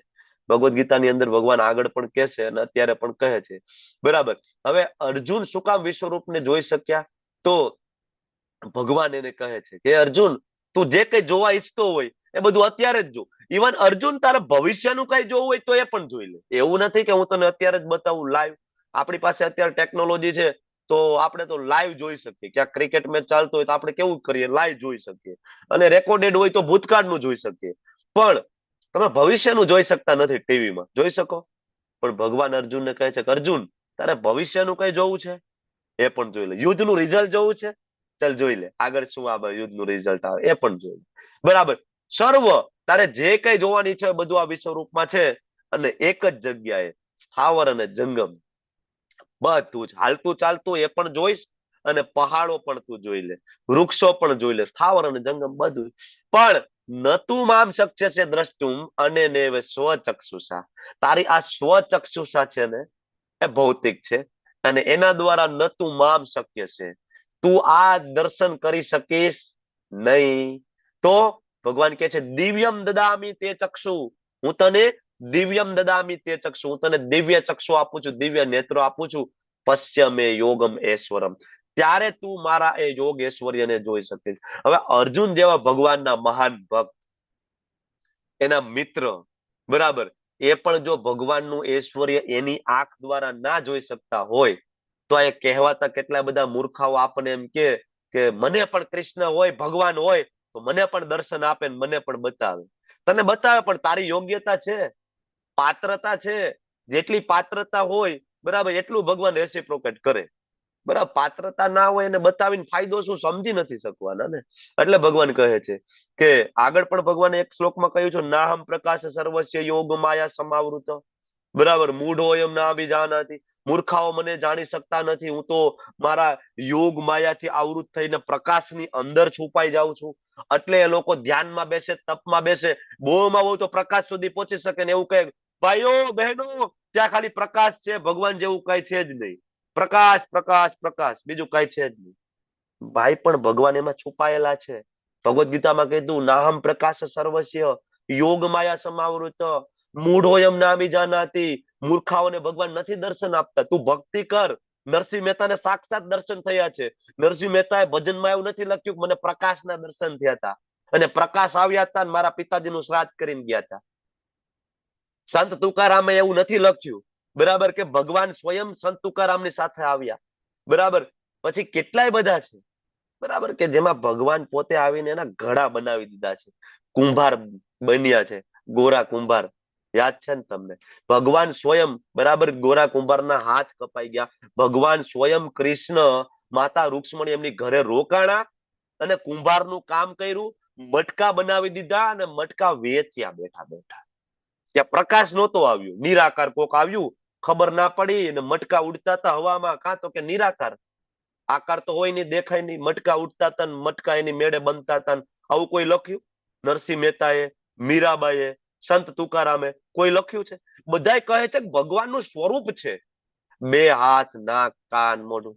એટલે ભગવાન કહે છે મારું સ્વરૂપ છે, દ્વિભુજ શ્યામ સુંદર મુરલી મનોહર ત્રિભંગ લલિત સ્વરૂપ છે. દિવ્ય નેત્ર હોય, અને એ દિવ્ય નેત્ર ક્યાંથી મળે? માત્ર ને માત્ર ભક્તિ દ્વારા.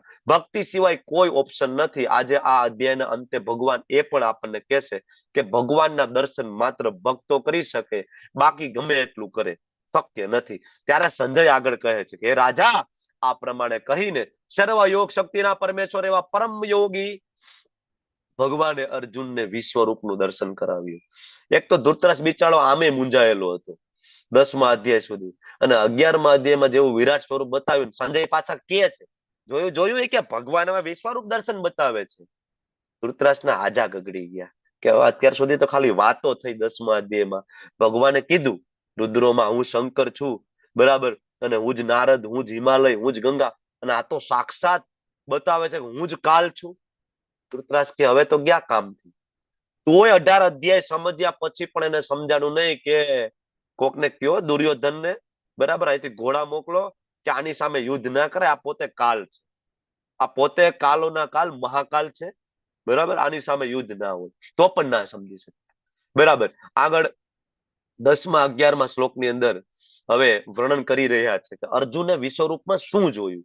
તો અર્જુને વિશ્વરૂપની અંદર અસંખ્ય મુખ જોયા. ભગવાનના કેટલા મુખ છે? અસંખ્ય. નેત્ર કેટલા?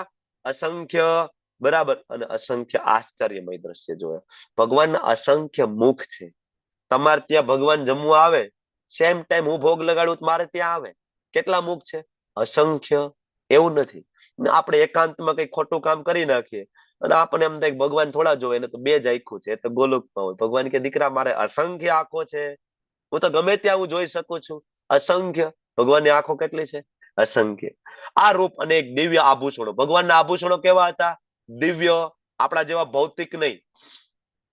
દિવ્ય શસ્ત્રોથી સજ્જ, દેવી માળાઓ. ભગવાનની માળાઓ કેવી હતી? દેવી. આપણી માળાઓ ભૌતિક કહેવાય, થોડાક ટાઈમમાં કરમાઈ જાય. ભગવાનની માળાઓ કરમાય નહીં. 3 ગુણોથી એ દૂષિત ના હોય, એટલે એને દૈવી કહેવાય. વસ્ત્રોથી શોભતું હતું અને એક સુગંધી દ્રવ્યોનું વિલાપન વાળું હતું, અને બધું આશ્ચર્યમય દ્રશ્ય. અર્જુન કે મેં જોયું. કેવું? અર્જુન કે સુગંધી દ્રવ્યો. અર્જુનને સુગંધ પણ આવતી હતી. અર્જુન જોતા હતા, અનુભવ કરતા હતા. મતલબ ટ્રિલિયન ડી પોતે એક્સપિરિયન્સ કરતા હતા. આ સુગંધ આવે છે, ચંદનની સુગંધ આવી રહી છે. અસીમ આગળ કહે છે કે આકાશમાં જો હજારો સૂર્ય એક સમયે ઉદય પામે, અહીંયા આપણે એક સૂર્ય, હમણાં શિયાળો પૂરો થઈને ઉનાળો આવશે, બપોરના તડકામાં એક સૂર્યનારાયણ ભગવાન આપણાથી સહન થાય નહીં. થાય? ખાસ તો અહીંયા મારા માતાજીઓ, બરાબર, એટલું પહેરી લે, અહીં ચશ્મા પહેરી લે, આખા શરીરમાં કઈ કઈ દેખાય જ નહીં. બરાબર, આપણને એમ થાય કે આ કોણ મમ્મી છે કે શું? ઓલા આપણે કેવાય ઇજિપ્તની મમ્મીઓ નહોતા, આમ અહીંયા વીટી દીધું, અહીંયા વીટી દીધું, અહીંયા કમ્પ્લીટ, ક્યાંય દેખાય જ નહીં. આપણાથી એક સૂર્ય સહન ના થાય. અને ભગવાનનું તેજ કેટલું છે? 1000 સૂર્ય એક સાથે ઉદય પામે, તો પણ અર્જુન એમ કહે છે કદાચ એ ભગવાનના તેજ સમાન થઈ શકે. આપણી લાયકાત છે આટલું તેજ સહન કરવાની? છે આપણે જોઈ શકીએ આટલું તેજ? બરાબર. અરે ભાઈ, આપણે રાત્રે છે ને કાર લઈને જતા હોય ને, કાર લઈને, અને સામે વાળો હાઈ બીમ માં હોય ને, આપણાથી એ સહન નથી થતું. આપણે તરત ડીપર કરવા માંડીએ, ભાઈ લો બીમ કર, કઈ દેખાતું નથી. આપણાથી એક સામાન્ય કારનું લાઇટ આપણાથી સહન નથી થતી, અને આપણે એમ કઈક ના ના ભગવાનના મારે દર્શન કરવા છે, ભગવાનના તેજના દર્શન કરવા છે.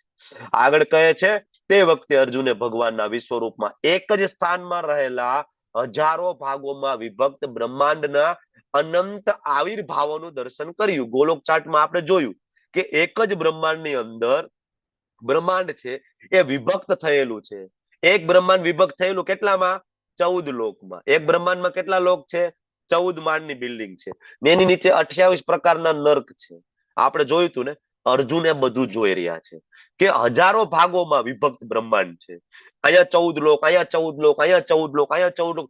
અર્જુન જ્યાં જોવે છે ત્યાં કેટલા બધા તો સ્વર્ગ છે, કેટલા બ્રહ્મલોક છે, એમાં બધા બ્રહ્માજી બેઠા છે. અનંત બ્રહ્માંડોના દર્શન કરે છે. એક બ્રહ્માંડ નથી, એક પૃથ્વી નથી. આપણે તો પૃથ્વીથી ચંદ્ર ઉપર પહોંચવું, મંગળ ઉપર પહોંચવું હોય ને, એમાં આપણા વૈજ્ઞાનિકો વર્ષોથી મથે છે. બરાબર, પણ શાસ્ત્રમાં લખ્યું છે આ તો ભાઈ કઈ નથી. અનંત બ્રહ્માંડો છે. આગળ કહે છે ત્યારે મૂંઝાયેલા, આશ્ચર્યચકિત થયેલા, રોમાંચિત થયેલા અર્જુને પ્રણામ કરવા પોતાનું મસ્તક નમાવ્યું. આ વિશ્વરૂપના દર્શન આપે ભગવાનને કોણ સ્તુતિ ના કરે? કોણ મસ્તક ના નમાવે? સ્તુતિ કરવા લાગ્યા અર્જુન. સ્તુતિનું બહુ મહત્વ છે. ભાગવતમ આખું ભગવાનની સ્તુતિઓથી ભરેલું છે. કુંતી મહારાણીની સ્તુતિ, ભીષ્મદેવની સ્તુતિ, વૃત્તાસુરની સ્તુતિ, પ્રહલાદ મહારાજની સ્તુતિ, ગોપી ગીતમ, બરાબર, ગોપીઓની સ્તુતિ, જોરદાર સ્તુતિઓથી ભરેલું છે. આપણે એ લાયકાત નથી કે આપણે સ્તુતિ જાતે લખીને બનાવીને ભગવાનને ઓફર કરીએ, પણ ભગવાનના મહાન ભક્તો દ્વારા ગવાયેલી, રચાયેલી જે સ્તુતિઓ હોય એ આપણે જરૂરથી દોહરાવવી જોઈએ. જરૂરથી ભગવાનની સામે ઉભા રહીને બોલવી જોઈએ. ભગવાન સાંભળો, આજ હું તમને એક સ્તુતિ ઓફર કરું. જો ભગવાન સાથે એવો સંબંધ આપણો હોવો જોઈએ કે આપણે 5 શ્લોક પાકા કર્યા, બરાબર, તો આ ભગવાનની સામે બેઠા હોય, ભગવાન આજે મેં આ શ્લોક પાકા કર્યા, તમને સંભળાવું. બરાબર, મારી ચતુશ્લોકી ગીતા ભગવાન કમ્પ્લીટ થઈ ગઈ, સંભળાવું તમને. અહમ સર્વસ્ય પ્રભુ. તમને શું લાગે કૃષ્ણ નથી સાંભળતા? સાંભળે. એકવાર ટ્રાય કરો ને, રેસિપ્રોકેટ કરો ને, સાંભળે છે. બરાબર, ભગવાનને કહો ભગવાન આટલા શ્લોક થઈ ગયા. તમને કોઈ શ્લોકમાં યાદ રાખવામાં પ્રોબ્લેમ પડે તો પણ કૃષ્ણને કહો, ભગવાન તમે એક આ શ્લોક જે ભગવદ ગીતામાં છે તમારો, બરાબર, સાંભળવામાં તો મજા આવે પણ યાદ નથી રહેતું, કઈક ટ્રીક તો આપો. ભગવાન કહે છે યસ દદામી બુદ્ધિ યોગમ, હું બુદ્ધિ યોગ આપીશ, તને યાદ રહી જશે. આવું થાય. તમને શું લાગે ભગવાનના મહાન ભક્તો છે, આખી આખી ભાગવત તમને 18,000, બરાબર, 18,000 શ્લોકો યાદ હોય, કંઠસ્થ હોય, અને એ ભક્તિમાં પાછા કંઠસ્થ કરીને સમજેલા હોય. કોણ કરાવતું હશે 18,000 શ્લોક આખે આખા? બરાબર, મહારાજ છે, હિઝ હોલીનેસ રાધા ગોવિંદ મહારાજ છે, એ બેઠા હોય, તમે પૂછતા જાઓ ભાગવતમના અધ્યાય વાઇઝ, શ્લોક વાઇઝ તમને કહેતા જાય કે આ અધ્યાયમાં આ શ્લોકમાં, આ અધ્યાયમાં આ અધ્યાયમાં, આ અધ્યાયમાં આ અધ્યાયમાં. બરાબર. મહારાજ આખી ભાગવતમ કંઠસ્થ, એક પછી એક શ્લોક પૂછતા જાવ. આપણા ગુરુ મહારાજ છે, બરાબર, હિજોલીને જયપતાકા સ્વામીજી મહારાજ, ભાગવતમ પૂછો, ચૈતન્ય ચરિતામૃત પૂછો મહારાજને, એક પછી એક લીલાઓ તમને કહે, એક પછી એક શ્લોક બોલે. કારણ કે ભગવાન સાથે રેસિપ્રોકેટ કરે છે. એ કૃષ્ણ આજે આટલા શ્લોક મને આવડી ગયા છે, ઇવન રોજ ગુરુ મહારાજને ઓફર કરે, એ ગુરુ મહારાજ, હે શીલ પ્રભુપાદજી, તમારી પ્રસન્નતા માટે મેં આજ આટલી આટલી સેવા કરી છે. પ્રભુપાદ રેસિપ્રોકેટ કરે છે, હેલ્પ કરે છે. એટલે આ સ્તુતિઓનું બહુ મહત્વ છે. એવી સુંદર મજાની સ્તુતિ રોજ સવારમાં 4:30 વાગ્યે ભગવાનના પરમ ભક્ત વિશ્વનાથ ચક્રવર્તી ઠાકુર દ્વારા રચેલી સ્તુતિનું આપણે પાઠ કરીએ છીએ. કયું? સંસાર દાવા લીધલોકા ત્રણાય કારુણ્ય ગના ઘના ત્વમ. મંગલ આરતીમાં આપણે ગઈએ છીએ ને બ્રહ્મ મુહૂર્તમાં વિશ્વનાથ ચક્રવર્તી ઠાકુર ગેરંટી આપે છે. શિક્ષાષ્ટકમ જે બોલ્યા એ તો સ્વયં ભગવાન દ્વારા રચિત છે. કોને? મહાપ્રભુ દ્વારા, ચૈતન્ય મહાપ્રભુએ આપેલી શિક્ષાષ્ટકમ. પણ સંસાર દાવા કોને આપ્યું છે? વિશ્વનાથ ચક્રવર્તી ઠાકુર. બરાબર. આગળ તમે જયારે ભક્તિ શાસ્ત્રીમાં આવશો ત્યારે તમને ખબર પડે છે કે વિશ્વનાથ ચક્રવર્તી ઠાકુર કોણ છે. એમના એક શિષ્ય બલદેવ વિદ્યાભૂષણ, બરાબર, જેમના દ્વારા આખો ગૌડીય સંપ્રદાય છે, આપણે બધા આ બેસીને ચર્ચા કરીએ છીએ ને, એમના આશીર્વાદ છે આપણા ઉપર. વિશ્વનાથ ચક્રવર્તી ઠાકુર, બલદેવ વિદ્યાભૂષણ આપણી આચાર્ય પરંપરાના મહાન આચાર્યોમાંના એક આચાર્ય છે. અર્જુન આગળ કહે છે કે ભગવાન કૃષ્ણ આપના દેહમાં સર્વ દેવોને, અન્ય વિવિધ જીવોને એકત્ર થયેલા બધા દેવોને, કૃષ્ણની અંદર અર્જુન કહે છે કે મને બધા દેવતાઓના દર્શન થાય છે. ઇન્દ્ર થી લઈને બધા જ દેવી દેવતાઓ, ઇન્ક્લુડિંગ શિવજી, બ્રહ્માજી થી લઈને હનુમાનજી મહારાજ થી લઈને ગણેશજી થી લઈને સ્વયં કાલોના કાલ મહાકાલ ના પણ દર્શન થાય. ભગવાન કહે છે હું જ મહાકાલ છું. તો બધાના દર્શન હું જોઈ રહ્યો છું, અને કમળના આસન ઉપર બિરાજમાન બ્રહ્માજીને હું જોઉં છું, અને સ્વયં શિવજીને પણ તમારી અંદર જોઉં છું. બરાબર. તો કૃષ્ણના જો સવારમાં મંગલા આરતીમાં દર્શન થયા, મતલબ બધાના દર્શન થઈ ગયા. બરાબર, બધાના દર્શન થઈ ગયા. કૃષ્ણના દર્શન થયા તો બધાના દર્શન થયા. કૃષ્ણને ભોગ લગાડ્યો તો બધાને ભોગ લાગ્યો. તમને એમ થાય કે ભાઈ આ ઇસ્કોન વાળા છે એટલે કે છે, એટલે નહીં. ભાગવતજીની અંદર લખેલું છે. ભાગવતજીની અંદર શ્લોક છે, યથા તરોર મૂળ. બરાબર, કે તરો હોય, જે વૃક્ષ હોય, એના મૂળમાં પાણી રેડો તો એના પાંદડે પાંદડે બધે પાણી પહોંચી જાય. સ્વયં વેદવ્યાસજી સુખદેવજી લખે છે ઉદાહરણ આપીને કે જેમ વૃક્ષના મૂળમાં પાણી રેડવાથી બધે પાણી પહોંચે, એમ ભગવાન શ્રી કૃષ્ણની ભક્તિ કરવાથી બધા જ સંતુષ્ટ થાય. સ્વયં શિવજી કઈ માતા પાર્વતીને અમથા નથી કહેતા કે હે ઉમાદેવી, તમે વિષ્ણુ સહસ્ત્રના જાપ કરો છો, બધું બરાબર છે, પણ હું તમને એક મંત્ર આપું, તમે રામ રામ રામેતી રમેતી રમે રામે મનોરમે. બરાબર, આપે છે. સ્વયં રામચરિત માનસમાં, શિવ પુરાણમાં ઉલ્લેખ છે. શિવજી પોતે કહે છે કે તમે આનો જાપ કરો ને. બરાબર, વિષ્ણુ પુરાણના વિષ્ણુ સહસ્ત્ર નામનો જાપ કરો છો, કરતા રામનો જાપ કરો. બહુ સરળ છે. અમારે ત્યાં એક મંદિર, એક માતાજી આવતા હતા, તો એકચ્યુઅલી પુષ્ટિ માર્ગીયમાં હતા માતાજી, તો વિષ્ણુ સહસ્ત્ર નામનો જાપ રોજ કરે. એક દિવસ ખાલી પ્રભુજી એવું કહ્યું કે વિષ્ણુ સહસ્ત્રનો નામ જાપ કરો છો તો રામ, બરાબર, રામના નામનો જપ કરો ને, એકવાર હરે કૃષ્ણ મહામંત્રનો જપ કરો ને. તો માતાજી બીજે દિવસે આવતા બંધ થઈ ગયા. નહીં, વિષ્ણુ સહસ્ત્ર નામ તો હું એ જ કરું, હરે કૃષ્ણ મહામંત્રનો જપ ના કરું, હું રામનો જપ ના કરું. બરાબર.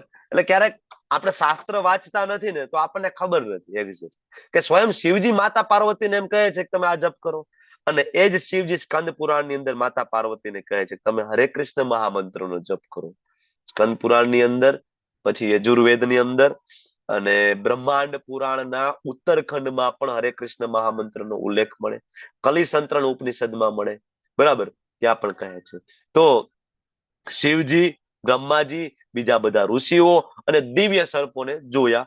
આગળ કહે છે હે જગન્નાથ, હે વિશ્વરૂપ, આપના દેહમાં અનેક અનેક હસ્ત, ઉદર, મુખ, ચક્ષુઓને જોયા. સર્વત્ર વ્યાપ્ત છે, અંતવિહીન છે. આનો કોઈ અંત મધ્ય આદિ છે જ નહીં. ભગવાનનું આ બાજુ જો ત્યાં વિશ્વરૂપ, અહીંયા વિશ્વરૂપ, આ બાજુ વિશ્વરૂપ, નીચે પાછળ બધી બાજુ વિશ્વરૂપ, બધી જગ્યાએ. બરાબર, કોઈ અંત જ નથી. એવું નથી કે ભાઈ અહીંયા તો આપણે જનરલી થિયેટરમાં મૂવી જોવા જાય તો અહીંયા સ્ક્રીન ચાલુ થઈને અહીંયા સ્ક્રીન પૂરી થાય, આપણે આમ આમ જોવાનું હોય. બરાબર, પણ અહીંયા વિશ્વરૂપ દર્શનમાં એવું નથી. વિશ્વરૂપ દર્શનમાં અર્જુન કહે છે કે જ્યાં જોઉં ત્યાં ભગવાન મને દેખાય છે. આનો તો કોઈ અંત નથી. ભગવાન એ ખબર નથી પડતી કે આની શરૂઆત ક્યાં અને આનો અંત ક્યાં. એવું છે જ નહીં કે સ્ક્રીન અહીંથી ચાલુ થઈને સ્ક્રીન અહીં પૂરી થઈ. અર્જુન જ્યાં જોવે છે ત્યાં ભગવાનનું વિશ્વરૂપ દર્શન થાય છે. આગળ કહે છે આપના સ્વરૂપનું દર્શન કરવું દુષ્કર છે, કારણ કે એનું દેદીપ્યમાન તેજ ભગવાન એટલું બધું છે ને, સૂર્યના અગાધ પ્રકાશની જેમ સર્વવ્યાપી છે. તેમ છતાં મુકુટો, ગદા, ચક્રોથી વિભૂષિત એવા તેજસ્વી રૂપનું દર્શન કરું છું. અર્જુન કહે છે કે આમ તો આ દર્શન કરવું બહુ અઘરું છે, બરાબર, તમારો આભાર કે તમે મને દિવ્ય દ્રષ્ટિ આપી. ઇવન દિવ્ય દ્રષ્ટિ આપ્યા પછી પણ અર્જુન એમ કહે છે કે આ તો બહુ અઘરું છે, આનું દુષ્કર છે, આનું તેજ જેટલું છે કે જોવામાં બહુ તકલીફ પડે. પછી અર્જુન કહે છે આપ જ પરમ આદ્ય જ્ઞેય તત્વ છો. જ્ઞેય એટલે શું? વેદો, ઉપનિષદો, પુરાણો વાંચીને જે જ્ઞેય એટલે કે ગોલ, જ્ઞાનનું જે અલ્ટિમેટ ગોલ એને કહેવાય જ્ઞેય. બધું વાંચીને સાર એને કહેવાય જ્ઞેય. એટલે અર્જુન કહે છે કે બધી વસ્તુ વાંચ્યા પછીનું અલ્ટિમેટ જે સાર છે એ જ્ઞેય, એ તો તમે છો. સમગ્ર બ્રહ્માંડના અંતિમ આશ્રય રૂપ તમે છો, કારણ કે છેલ્લે અંતિમ તો ત્યાં જ જવાનું છે. આપ જ અવ્યય છો, તમારો કોઈ વ્યય નથી, તમારું કોઈ મૃત્યુ નથી, તમે પુરાણ પુરુષ છો, તમારી પેલા કોઈ જતું નહીં, તમે સનાતન ધર્મના પાલક પુરુષોત્તમ પરમેશ્વર છો, મારો મત છે. તમે આદિ મધ્ય અંતથી રહિત, તમારો મહિમા અપાર છે. આપની ભુજાઓ અગણિત, સૂર્ય ચંદ્ર આપની આંખો છે. મેં તમને ગઈકાલે કહ્યું હતું ને કે બહાર નીકળીએ સૂર્યનારાયણ ભગવાનનો પ્રકાશ ઘરમાં પડે તરત કૃષ્ણ યાદ આવવા જોઈએ. તમે વિચાર કરો કે સૂર્ય છે કેટલો બધો શક્તિશાળી છે. સાયન્ટિસ્ટો ત્યાં આજુબાજુમાં જવાનું, ફરકવાનું વિચાર પણ નથી કરી શકતા. સૂર્યની સાઈઝ કેટલી છે તમે ક્યારેક ગૂગલ કરીને જોજો ને, કે આપણી પૃથ્વી સૂર્યની બાજુમાં રાઈના દાણા કરતા પણ નાની છે. એટલો મોટો વિશાળ સૂર્ય છે, બરાબર. અને એની જે ગરમી, એનું હીટ છે, બરાબર, એની બાજુમાં કઈ પણ જાય તો બળીને ભસ્મ થાય. આટલી શક્તિ છે ને. આ તો ખાલી ભગવાનની આંખ છે ને, એ તો વિભૂતિ છે. ભગવાને શક્તિ સંચારિત કર્યું, અને એ વિભૂતિ ભગવાન એમ કહ્યું કે એના પોતાના તેજના ખાલી તણખા બરાબર છે, સ્ફુલિંગ માત્ર. તો ભગવાનની પોતાની શક્તિ કેટલી હશે? આવા અબજો કરોડો સૂર્ય કરતા પણ વધારે. તો આપના મુખમાંથી પ્રજ્વલિત અગ્નિ હું નીકળતો જોઉં છું, અને સંપૂર્ણ બ્રહ્માંડ એનાથી તપી રહ્યું છે. આપ કેવળ એક છો, છતાં પણ આકાશમાં, સર્વલોકમાં, અને એ બે લોકની વચ્ચે પણ સમગ્ર આકાશમાં તમે વ્યાપેલા છો. ભગવાન અર્જુન ભગવાનના દર્શન કરતા હતા તો અલગ અલગ લોકમાંથી બીજા દેવતાઓ પણ દર્શન કરતા હતા. લાઈક બ્રહ્માજી પણ ઉભા હતા, આહા મારા ભગવાનનું વિશ્વરૂપ દર્શન. શિવજી કૈલાસ પર્વત ઉપરથી જોવે છે બેઠા થઈને, ઓહો મારા ભગવાને વિશ્વરૂપ દર્શન બતાવ્યું છે. એ પણ ત્યાંથી દર્શન કરી રહ્યા છે, કારણ કે સર્વલોકની વાત છે. એમાં બધા લોક આવી ગયા, બ્રહ્મલોક પણ આવી ગયું, આમાં કૈલાસ પણ આવી ગયું, બધું સદાશિવ લોક પણ આવી ગયું. સમગ્ર અવકાશમાં વ્યાપેલા છો બધે. મહાત્મા આપના વિશ્વજનક અને ઉગ્ર રૂપને જોઈને બધા લોકો કેવા છે? ભયભીત છે. આગળ કહે છે દેવોના સમૂહો તમારા શરણે આવે છે, કેટલાક તો ભયભીત થઈને હાથ જોડીને ઉભા છે, તમારી પ્રાર્થના કરી રહ્યા છે, બરાબર. મહર્ષિઓ, સિદ્ધોના વૃંદો કલ્યાણ થાઓ, કલ્યાણ થાઓ એમ કહીને વૈદિક મંત્રો, બરાબર, તમને અર્પણ કરે છે. જો વેદના મંત્રો કોના માટે છે? આના ઉપરથી ખબર પડે આ શ્લોકમાં કે વેદના મંત્રો ભગવાન કૃષ્ણને પ્રસન્ન કરવા માટે છે. એની સ્તુતિઓ કોના માટે છે? કૃષ્ણને પ્રસન્ન કરવા માટે. ઘણા બધા વેદો વાંચીને એમ કે કૃષ્ણ ભગવાન જ નથી, અથવા વેદો વાંચીને એમ કે ભગવાન નિરાકાર છે. અરે વેદની સ્તુતિઓ તો ભગવાનની પ્રસન્નતા માટે છે. ભાગવતમ વાંચો, ભગવદ ગીતા વાંચો તમે, બરાબર. આગળ કહે છે કે શિવજીના સર્વ આવિર્ભાવો કેટલા?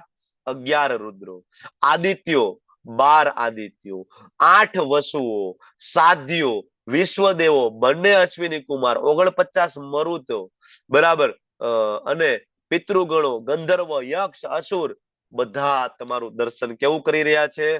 વિસ્મય પૂર્વક, આશ્ચર્યચકિત થઈને. હે મહાબાહુ, આપના અનેક મુખ, નેત્ર, બાહુ, જાંઘો, ચરણ, ઉદર, ભયાનક દાંતોવાળા વિરાટ રૂપ જોઈને બધા જ વ્યથિત છે. અને અર્જુન કે છે, કેતા તો કહેવાય ગયું ભગવાન, પણ સાથે હું પણ થોડોક વ્યથિત છું. તમને કીધું તો ખરી કે વિશ્વરૂપ દર્શન બતાવો, પણ આ રૂપ જોઈને તો હું પણ થોડોક વ્યથિત થયો છું. હે સર્વવ્યાપી વિષ્ણુ. શું કામ વિષ્ણુ કહ્યું છે? કારણ કે ગઈકાલે આપણે વાત કરી હતી કે જગતનું, સૃષ્ટિનું સર્જન કરવા માટે ભગવાન પોતાનો વિસ્તાર કરે. કયા સ્વરૂપે? વિષ્ણુ તરીકે. ભગવાન આ જગતની અંદર વિસ્તાર કરીને આવે છે, પ્રવેશ કરે છે. કયા સ્વરૂપે? વિષ્ણુ સ્વરૂપે. એટલે વિષ્ણુનો બીજો અર્થ થાય સર્વવ્યાપી, એને જ વિષ્ણુ કહેવાય. આકાશને સ્પર્શતા, અનેક તેજસ્વી રંગથી શોભતા, આપને, આપના વિસ્ફારિત મુખોને જ્યોતિર્મય નેત્રોને જોતા મારું ચિત્ત ભયથી વ્યાકુળ થયું છે. હું મારા ધૈર્યને કે હવે શાંતિને જાળવી શકું એમ નથી. અર્જુન હવે કહી રહ્યા છે કે ભગવાન હવે બસ, હવે નહીં, આ વધારે જોઈ શકાય એટલું ધૈર્ય કેટલી શાંતિ મારાથી જળવાય એમ નથી. ધૃતરાષ્ટ્રના બધા પુત્રો, સર્વે સહાયક રાજાઓ સહિત ભીષ્મ, દ્રોણ, કર્ણ, અરે એ તો ઠીક છે, અમારા મુખ્ય યોદ્ધાઓ પણ તમારા વિકરાળ મુખમાં પ્રવેશ કરી રહ્યા છે. સામા પક્ષના તો ઠીક છે, અમારા પક્ષના યોદ્ધા પણ તમારા મુખમાં પ્રવેશ કરે છે અને તમારા દાંતોની વચ્ચે એના મસ્તકોને ચૂર્ણિત થતા જોઈ રહ્યો છું. આવું દર્શન ભક્તોને ગમે નહીં. આપણને કેવું સ્વરૂપ ગમે? દ્વિભુજ શ્યામ સુંદર મુરલી મનોહર, હાથમાં બાંસુરી હોય. આપને તો એ કૃષ્ણ પસંદ છે. અહીંયા તો એવા કૃષ્ણએ દર્શન આપ્યા છે કે જેના મુખની અંદર અસુરોના મસ્તકો. ઘણા બધા એમ કે ભગવાન નોનવેજ ખાય. અરે ભગવાન નોનવેજ હું, ભગવાન ધારે તો આખું બ્રહ્માંડ ખાય, અનંત બ્રહ્માંડો ખાય. એ ભગવાન છે, એના માટે વેજ નોનવેજ નો વિષય નથી. જે આ જે કહેવાય કે ચર્ચા કરે છે માણસો મૂર્ખ છે. એ ભગવાનને મનુષ્ય સમજે છે. ભગવાન માટે વેજ નોનવેજ નથી. અહીંયા કૃષ્ણ ખાઈ રહ્યા છે અસુરોના મસ્તકો. બરાબર, કૃષ્ણના મુખમાં બરાબર અસુરોના મસ્તકો છે અને કૃષ્ણના મુખમાંથી લોહીની ધારો થઈ રહી છે અને આ અર્જુન જોઈ રહ્યા છે. આવું દર્શન ભક્તોને ગમતું નથી. બરાબર, અર્જુન એટલા માટે કે છે ભગવાન આ દર્શન નથી જોવું, હવે આ બંધ કરો. બરાબર, જેવી રીતે નદીઓના નીર સમુદ્રમાં પ્રવેશ કરે છે એ રીતે સર્વ મહાન યોદ્ધાઓ તમારા મુખમાં પ્રવેશ કરે, બધા જ. બરાબર, અને આગળ કહે છે ઉદાહરણ આપીને કે જેવી રીતના ચોમાસાની અંદર અમુક એવા જીવડાઓ હોય, ફૂદાઓ હોય કે જેને લાઈટ બહુ ગમે. તમે જો વરસાદ પડે એ ભેગા ઓલા ઉડતા મકોડા ક્યાંથી ખબર નહીં આવી જાય ને, કોઈ જ નહીં. વરસાદ પડે એ ભેગા લાઈટ ની આજુબાજુમાં, લાઈટ બહુ ગમે. ઉડતા ઉડતા ઉડતા ને ગમે ને એમ લાઈટ ઉપર બેસી જાય. છેલ્લે બેસી જાય તો ત્યાં ચોટી જાય, ગરમીમાં મરી જાય. સવારે તમે ઉઠીને જો તો લાઈટ ની નીચે જીવડાનો ઢગલો થયેલો હોય. અહીંયા અર્જુન ઉદાહરણ આપે છે કે આવી જ રીતના આ બધા છે એ પૂરા વેગથી તમારા મુખમાં પ્રવેશ કરી રહ્યા છે. ત્યારે ભગવાન કહે છે, અર્જુન પૂછે છે ભગવાન આ સ્વરૂપ કયું? તો ભગવાન કહે છે હું સર્વ વિશ્વનો મહાવિનાશ કરનારો કાળ છું અર્જુન. મેં તમને પહેલા દિવસે કહ્યું હતું ભગવદ ગીતાના મુખ્ય 5 વિષયો: ભગવાન, જીવ, કર્મ, કાલ અને પ્રકૃતિ. કાલ એટલે એક તો સમય, જેની વાત આપણે ચોથા અધ્યાયમાં કરી, અને બીજો કાળ એટલે મૃત્યુ, જેની આજ આપણે ચર્ચા કરી રહ્યા છીએ. કાલોના પણ કાલ એટલે કોણ છે? ભગવાન શ્રી કૃષ્ણ. બરાબર, સર્વ મહાવિનાશ કરનારો કાળ, અને બધા માણસોનો હું નાશ કરવા આવ્યો છું. તમારા પાંડવો સિવાય બંને પક્ષના તમામ યોદ્ધાઓ નાશ પામશે. આગળ જે હજારો સૂર્ય અને આ શ્લોક કાળ, આ બે શ્લોકનો રેફરન્સ લઈ અને ઘણા એવા વૈજ્ઞાનિકો છે જેનું નામ છે રોબર્ટ ઓપનહેમર. એને અણુ બોમ્બની શોધ કરેલી અને એના આજ પણ ઇન્ટરવ્યુ યુટ્યુબમાં અવેલેબલ છે. અને એ ભાઈ એમ કે છે કે ભગવદ ગીતામાં આ શ્લોક વાંચ્યો અને મને મનમાં એવો વિચાર આવ્યો કે આવું કંઈક રિસર્ચ કરીએ. ક્યાં ક્યાં ભગવદ ગીતા વચાતી હશે તમે એ તો વિચાર કરો. આપણે જ નથી વાંચતા. બરાબર, આ બધા ફોરેનરો, જાપાનીઝ, યુરોપિયનો આ બધા આપણી ભગવદ ગીતા વાંચી અને જેને જેવું જોતું હોય એવું લે. આપણે તો આમાંથી ભક્તિ લેવાની, બીજું કઈ લેવું નથી. આપણે હંમેશા જે મૂળ જે એનો અર્થ છે, બરાબર, એ અર્થ આપણે ગ્રહણ કરીશું. ત્યારે ભગવાન અર્જુનને કહે છે માટે ઉભો થા, યુદ્ધ કરવા કટિબદ્ધ થા, તું યશ પ્રાપ્ત કર. તને એમ લાગે અર્જુન તું મારવાનો છો ભીષ્મને, દ્રોણને, કર્ણને?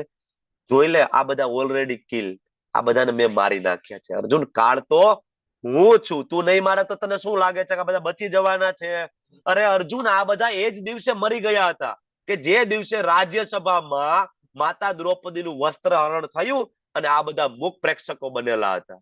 આ કોઈ ઊભું નહોતું થયું. એ જ દિવસે આ બધાનું કામ પૂરું થઈ ગયું હતું. તું મારે તોય ભલે, ના મારે તોય ભલે, આ બધા મૃત્યુને પામેલા છે. માટે ઉભો થા. આ તો હું તને એટલા માટે કહું છું કે તું મારો ભક્ત છે અને મારે તને યશ અપાવવો છે.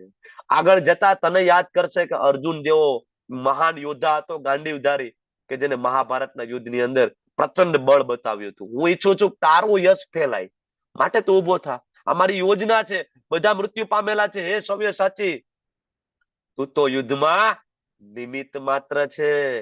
ઓલરેડી પ્લાન થઈ ગયો છે. આ બધા કોઈ બચવાના નથી. તારે મારવાના છે. ઉભો થા અને તું યશ પ્રાપ્ત કર. બરાબર. તો આપણે પણ ભગવાનના હાથનું ઇન્સ્ટ્રુમેન્ટ કેવી રીતના બની શકીએ? આપણને પણ ભગવાન તમને ને મને કહે છે કે ઊભા થાવ અને યશ પ્રાપ્ત કરો. બરાબર. તો તમે એવું કૃષ્ણ માટે શું કરી શકો? બરાબર, કે જેથી કૃષ્ણ પ્રસન્ન થાય અને તમને ભગવાન યશ અપાવે. આવું તમે શું કૃષ્ણ માટે કરવા માંગો, એના માટે તમે ચેટ બોક્સમાં લખો. બોલવાનું નથી. ચેટ બોક્સમાં લખો કે તમે કૃષ્ણ માટે એવું શું કરો કે જેથી કૃષ્ણ પ્રસન્ન થાય અને તમને યશ મળે. બરાબર. આપણે ઇન્સ્ટ્રુમેન્ટ બનવાનું છે. આગળ કહે છે દ્રોણ, ભીષ્મ, જયદ્રથ, કર્ણ મહાન યોદ્ધાઓ પહેલાથી જ મારા વડે હણાઈ ચૂક્યા છે અર્જુન. માટે તું એનો વધ કર, લેશ માત્ર વ્યથિત નહીં થા ભાઈ. યુદ્ધ કર અને શત્રુઓને તું પરાસ્ત કરીશ. તું જીતવાનો છો, ગેરંટી છે અર્જુન, કારણ કે આ બધાને મારી નાખ્યા છે. ત્યારે સંજય ધૃતરાષ્ટ્રને કહે છે, હે રાજા, પૂર્ણ પુરુષોત્તમ પરમેશ્વરના મુખેથી આ વચનો જ્યારે અર્જુને સાંભળ્યા તો અર્જુન ધ્રુજી રહેલો અને વારંવાર નમસ્કાર કરી અને અર્જુન ડરતા ડરતા ગદગદ કંઠે ભગવાનને કહે છે. ધૃતરાષ્ટ્રને ખબર પડી ગઈ કે અર્જુન જીતવાનો છે, બધા કૌરવો મરી જવાના છે, છતાં પણ ધૃતરાષ્ટ્રની આંખ ખુલતી નથી. પોતે આમ પણ આંધળો હતો અને આધ્યાત્મિક દ્રષ્ટિએ પણ કેવો હતો? આંધળો હતો. આખી ભગવદ ગીતા સાંભળીને પણ એને ખબર ના પડી. આગળ અર્જુન કહે છે, હે ઋષિકેશ, આપના નામના શ્રવણથી જગત હર્ષ પામે છે. ખાલી તમારું નામ, હરે કૃષ્ણ કૃષ્ણ કૃષ્ણ હરે હરે, હરે રામ રામ રામ હરે હરે. ભગવાન તમારા નામના શ્રવણથી, કીર્તનથી આખું જગત હર્ષ પામે છે, ખૂબ આનંદ પામે છે. એ રીતે પ્રત્યેક વ્યક્તિ આપના પ્રતિ અનુરક્ત થાય છે. સિદ્ધ પુરુષો આપને સાદર નમસ્કાર કરે છે. અસુરો ભયભીત છે, અસુરો ભાગે છે, અને આ યોગ્ય થયું છે. બરાબર. હનુમાન ચાલીસામાં શું કહે છે? બરાબર. શું હનુમાન ચાલીસામાં? મહાવીર જબ નામ સુનાવે, ભૂત પિશાચ નિકટ નહીં આવે. મહાવીર જબ નામ સુનાવે. ટ્રાય કરવી હોય તો કરવાની. તમે જ્યાં રોજ બેસતા હોય, તમારા મિત્રો સાથે, તમારી કિટી પાર્ટી ચાલતી હોય, માતાજીઓની, પ્રભુજીની ઓટલા પરિષદ ચાલતી હોય, માળા લઈ જવાની ત્યાં સાથે. બરાબર. ને કહેવાનું તમારા મિત્રોને, તમારી સખીઓને કે આજે આપણે બીજું કઈ નહીં કરીએ, સાથે મળીને માળા કરીએ. બરાબર. આંખ બંધ કરીને માળા ચાલુ કરશો, 7 મિનિટની માળા પૂરી થઈને આંખ ખોલો એટલે આજુબાજુ તમને કોઈ નહીં દેખાય. ભૂત પિશાચ નિકટ નહીં આવે. મહાવીર. આ બધા ભૂત પિશાચ છે. ભૂતને કઈ માથે સિંગડા ના હોય ને કઈ આખું લાલ ના હોય તો સિરિયલમાં બતાવે. ભૂત એટલે કોણ? પિશાચ એટલે કોણ? જેને ભગવાનના નામમાં રુચિ નથી, એ બધા ભૂત છે, એ બધા પિશાચ છે, એ બધા રાક્ષસ છે. આવું નથી કેતો, શાસ્ત્ર કે છે. આગળ 16મો અધ્યાય આનાથી ભરેલો છે. દેવી આસુરી ગુણો. ભગવાન કે છે અસુરો કોણ, રાક્ષસો કોણ ને દેવતાઓ કોણ. બરાબર. તો અહીંયા અર્જુન કે છે કે બરાબર થયું. બરાબર. એ મહાત્મા, બ્રહ્માથી પણ તમે શ્રેષ્ઠ છો, કારણ કે બ્રહ્માનું સર્જન કરનારા તમે. તો પછી શું કામ બ્રહ્મા તમને દંડવત પ્રણામ ના કરે? હે દેવેશ, દેવોના પણ દેવ શિવજી અને એના પણ પ્રિય કૃષ્ણ દેવેશ. બરાબર. હે જગન નિવાસ, આપ પરમ અવિનાશી સ્ત્રોત છો. તમારો કોઈ વિનાશ જ નથી. સર્વ કારણોના તમે કારણ છો, પણ તમે આ ભૌતિક જગતથી પરે છો. તમે આ ભૌતિક જગતના નથી. આપ આદ્ય પરમેશ્વર, સનાતન પુરુષ, દ્રશ્ય જગતના અંતિમ આશ્રય સ્થાન અને આપ સર્વજ્ઞ, તમે બધું જાણો છો, સર્વજ્ઞેય, અલ્ટિમેટ ગોલ પણ તમે, અને આપ જ પરમ આશ્રય સ્થાન. તમે છેલ્લે તો ભગવાન તમે સાચવવાના, પરમ આશ્રય સ્થાન તમે. ભૌતિક ગુણોથી પરે, સત્વગુણ, રજોગુણ, તમોગુણ નો દોષ ભગવાનમાં નથી. ભગવાનને પાપ પુણ્ય નથી. ભગવાનનો જન્મ મૃત્યુ જરા વ્યાધિ નથી, કારણ કે ભૌતિક ગુણોથી પરે. સંપૂર્ણ દ્રશ્ય જગત આપના દ્વારા વ્યાપ્ત છે. ત્યારે હવે અર્જુન ભગવાનને દંડવત પ્રણામ કરીને કહે છે, હવે અર્જુનને યાદ આવે છે. શું યાદ આવે છે? કે હે મારા મિત્ર, હે કૃષ્ણ, મેં તો તમને મિત્ર માનીને હે કૃષ્ણ, હે યાદવ, હે સખા, આવા અવિચારી સંબોધનોથી બોલાવ્યા હતા. કારણ કે અહીંયા તો ખબર હતી નહીં. તમે ને આપણે બે તો મામા ફોઈના દીકરા. તમે મારે ત્યાં વેકેશનમાં આવતા, હું તમારે ત્યાં વેકેશનમાં આવતો, તમે રોકાવા આવતા. ભગવાન જેટલું દ્વારકામાં નથી રહ્યા ને, એના કરતા વધારે હસ્તિનાપુરમાં રહ્યા છે. ભાગવત ખોલીને જોઈ લો. બરાબર. ઇવન જે ભગવાનની રાણીઓ હતી ને, એ એમ કેતી કે આના કરતા અર્જુન છોકરી હોત ને તો સારું હતું, કૃષ્ણ સાથે પરણાવી દે. 16,108 ને 16,109 થાય મૂળ તો. કૃષ્ણ તો અમારી ભેગા રહેત. આ તો અર્જુનના કારણે આ હંમેશા હસ્તિનાપુરમાં જ હોય. અમે અહીંયા 16,108 રાહ જોતી હોય અને આ ન્યા જ હોય હસ્તિનાપુરમાં. આના કરતા છોકરી હોત ને અર્જુન, આની સાથે લગ્ન કરાવી દે કૃષ્ણના. આ રાણીઓ એવું કહેતી. બરાબર. ભગવાન એટલો અર્જુનને પ્રેમ કરતા. તો અર્જુન એમ કહે છે કે મેં તો તમને આવા સંબોધન કર્યા છે, હે યાદવ, હે સખા, હે કૃષ્ણ. બરાબર. મૂર્ખામીવશ કે પ્રેમવશ જે કઈ કર્યું હોય, પણ હવે ક્ષમા કરજો, મારી ભૂલ થઈ ગઈ ભગવાન. ક્યારેક આપણે એકલા હોય ત્યારે, ક્યારેક સાથે સૂતા હોય, સાથે બેઠા હોય, ક્યારેક આપણે જમતી વખતે, ક્યારેક એકલા હોય ત્યારે, ક્યારેક તો બીજા બધા મિત્રોની વચ્ચે પણ તમારી અમે મસ્તી કરી લીધી છે, તમારો અનાદર કરી લીધો. કારણ કે ઓળખતા નહોતા ને, અમને એમ કે તમે જ મિત્ર છો અમારા બધાના, એટલે અમે તો બધા ભેગા થઈને તમને કાઉન્ટર કરીને તમારી પટ્ટી ઉતારેલી. બરાબર. પણ હવે ખબર પડી ગઈ, ભૂલ થઈ ગઈ, માફ કરજો, સર્વ અપરાધોની ક્ષમા કરજો. એકચ્યુઅલી અર્જુન ભગવાનનો ભક્ત છે અને એને યાદ છે એનું પહેલાનું ને અત્યારનું, એટલે અર્જુન માફી માંગે છે. એકચ્યુઅલી ભગવાનને પસંદ છે, ભગવાન એના ભક્તો ભગવાનની મજાક ઉડાવે, એની સાથે રમે, ભગવાનને ગમે. ભગવાન એટલા માટે તો યોગ માયા શક્તિનો ઉપયોગ કરે, કોઈ દી ખબર ના પડવા દે. ભગવાન એના મિત્રોને ક્યારેય ખબર ના પડવા દે. એના જે મિત્ર છે, મધુમંગલ છે, સુદામા છે, બરાબર, કોઈ દી ખબર, શ્રીધામા છે, ખબર જ ના પડે. કંસને ભગવાને માર્યો, બરાબર, ત્યાં મથુરામાં જઈને એક મુક્કો માર્યો અને કંસનું કામ પતી ગયું. તો બાજુમાંથી શ્રીધામા આવ્યા. કંસને મારવો એ શું મોટી વાત છે? હા, બહુ મોટો બળિયો હોય તો આ અખાડામાં આપણે બે એક એક હાથ કરીએ. બરાબર. એમ કરીને શ્રીધામા કૂદી ગયા અખાડામાં. આ બાજુથી કૃષ્ણ, બરાબર, બે વચ્ચે ફાઇટ થઈ અને શ્રીધામાએ કૃષ્ણને ઉપાડીને ઊંધે માથે નાખ્યો. તો બી પછાડ આપ્યો. કૃષ્ણ કે ના, વાત તો સાચી ભાઈ, તું જીતી ગયો. ભગવાનને ગમે છે, ભગવાન એના ભક્તો સાથે આવો કહેવાય કે પ્રેમાલાપ કરે છે, આવું વર્તન કરે, એને આનંદ આવે છે. પણ અર્જુન કે નહીં, ભૂલ થઈ ગઈ, માફ કરો.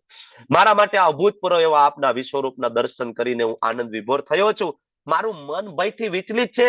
એ દેવે જગત આધાર, આપ મારા ઉપર પ્રસન્ન થાઓ અને હવે તમારા ભગવત સ્વરૂપનું પુનઃ દર્શન આપો.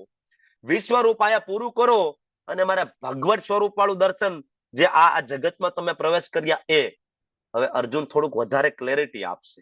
બરાબર. શું કહે છે? હે વિશ્વરૂપ, 1000 ભુજાવાળા પ્રભુ છો તમે, વિશ્વરૂપ દર્શન વાળા, પણ મારે હવે આ દર્શન નહીં, મારે કયું દર્શન કરવું છે?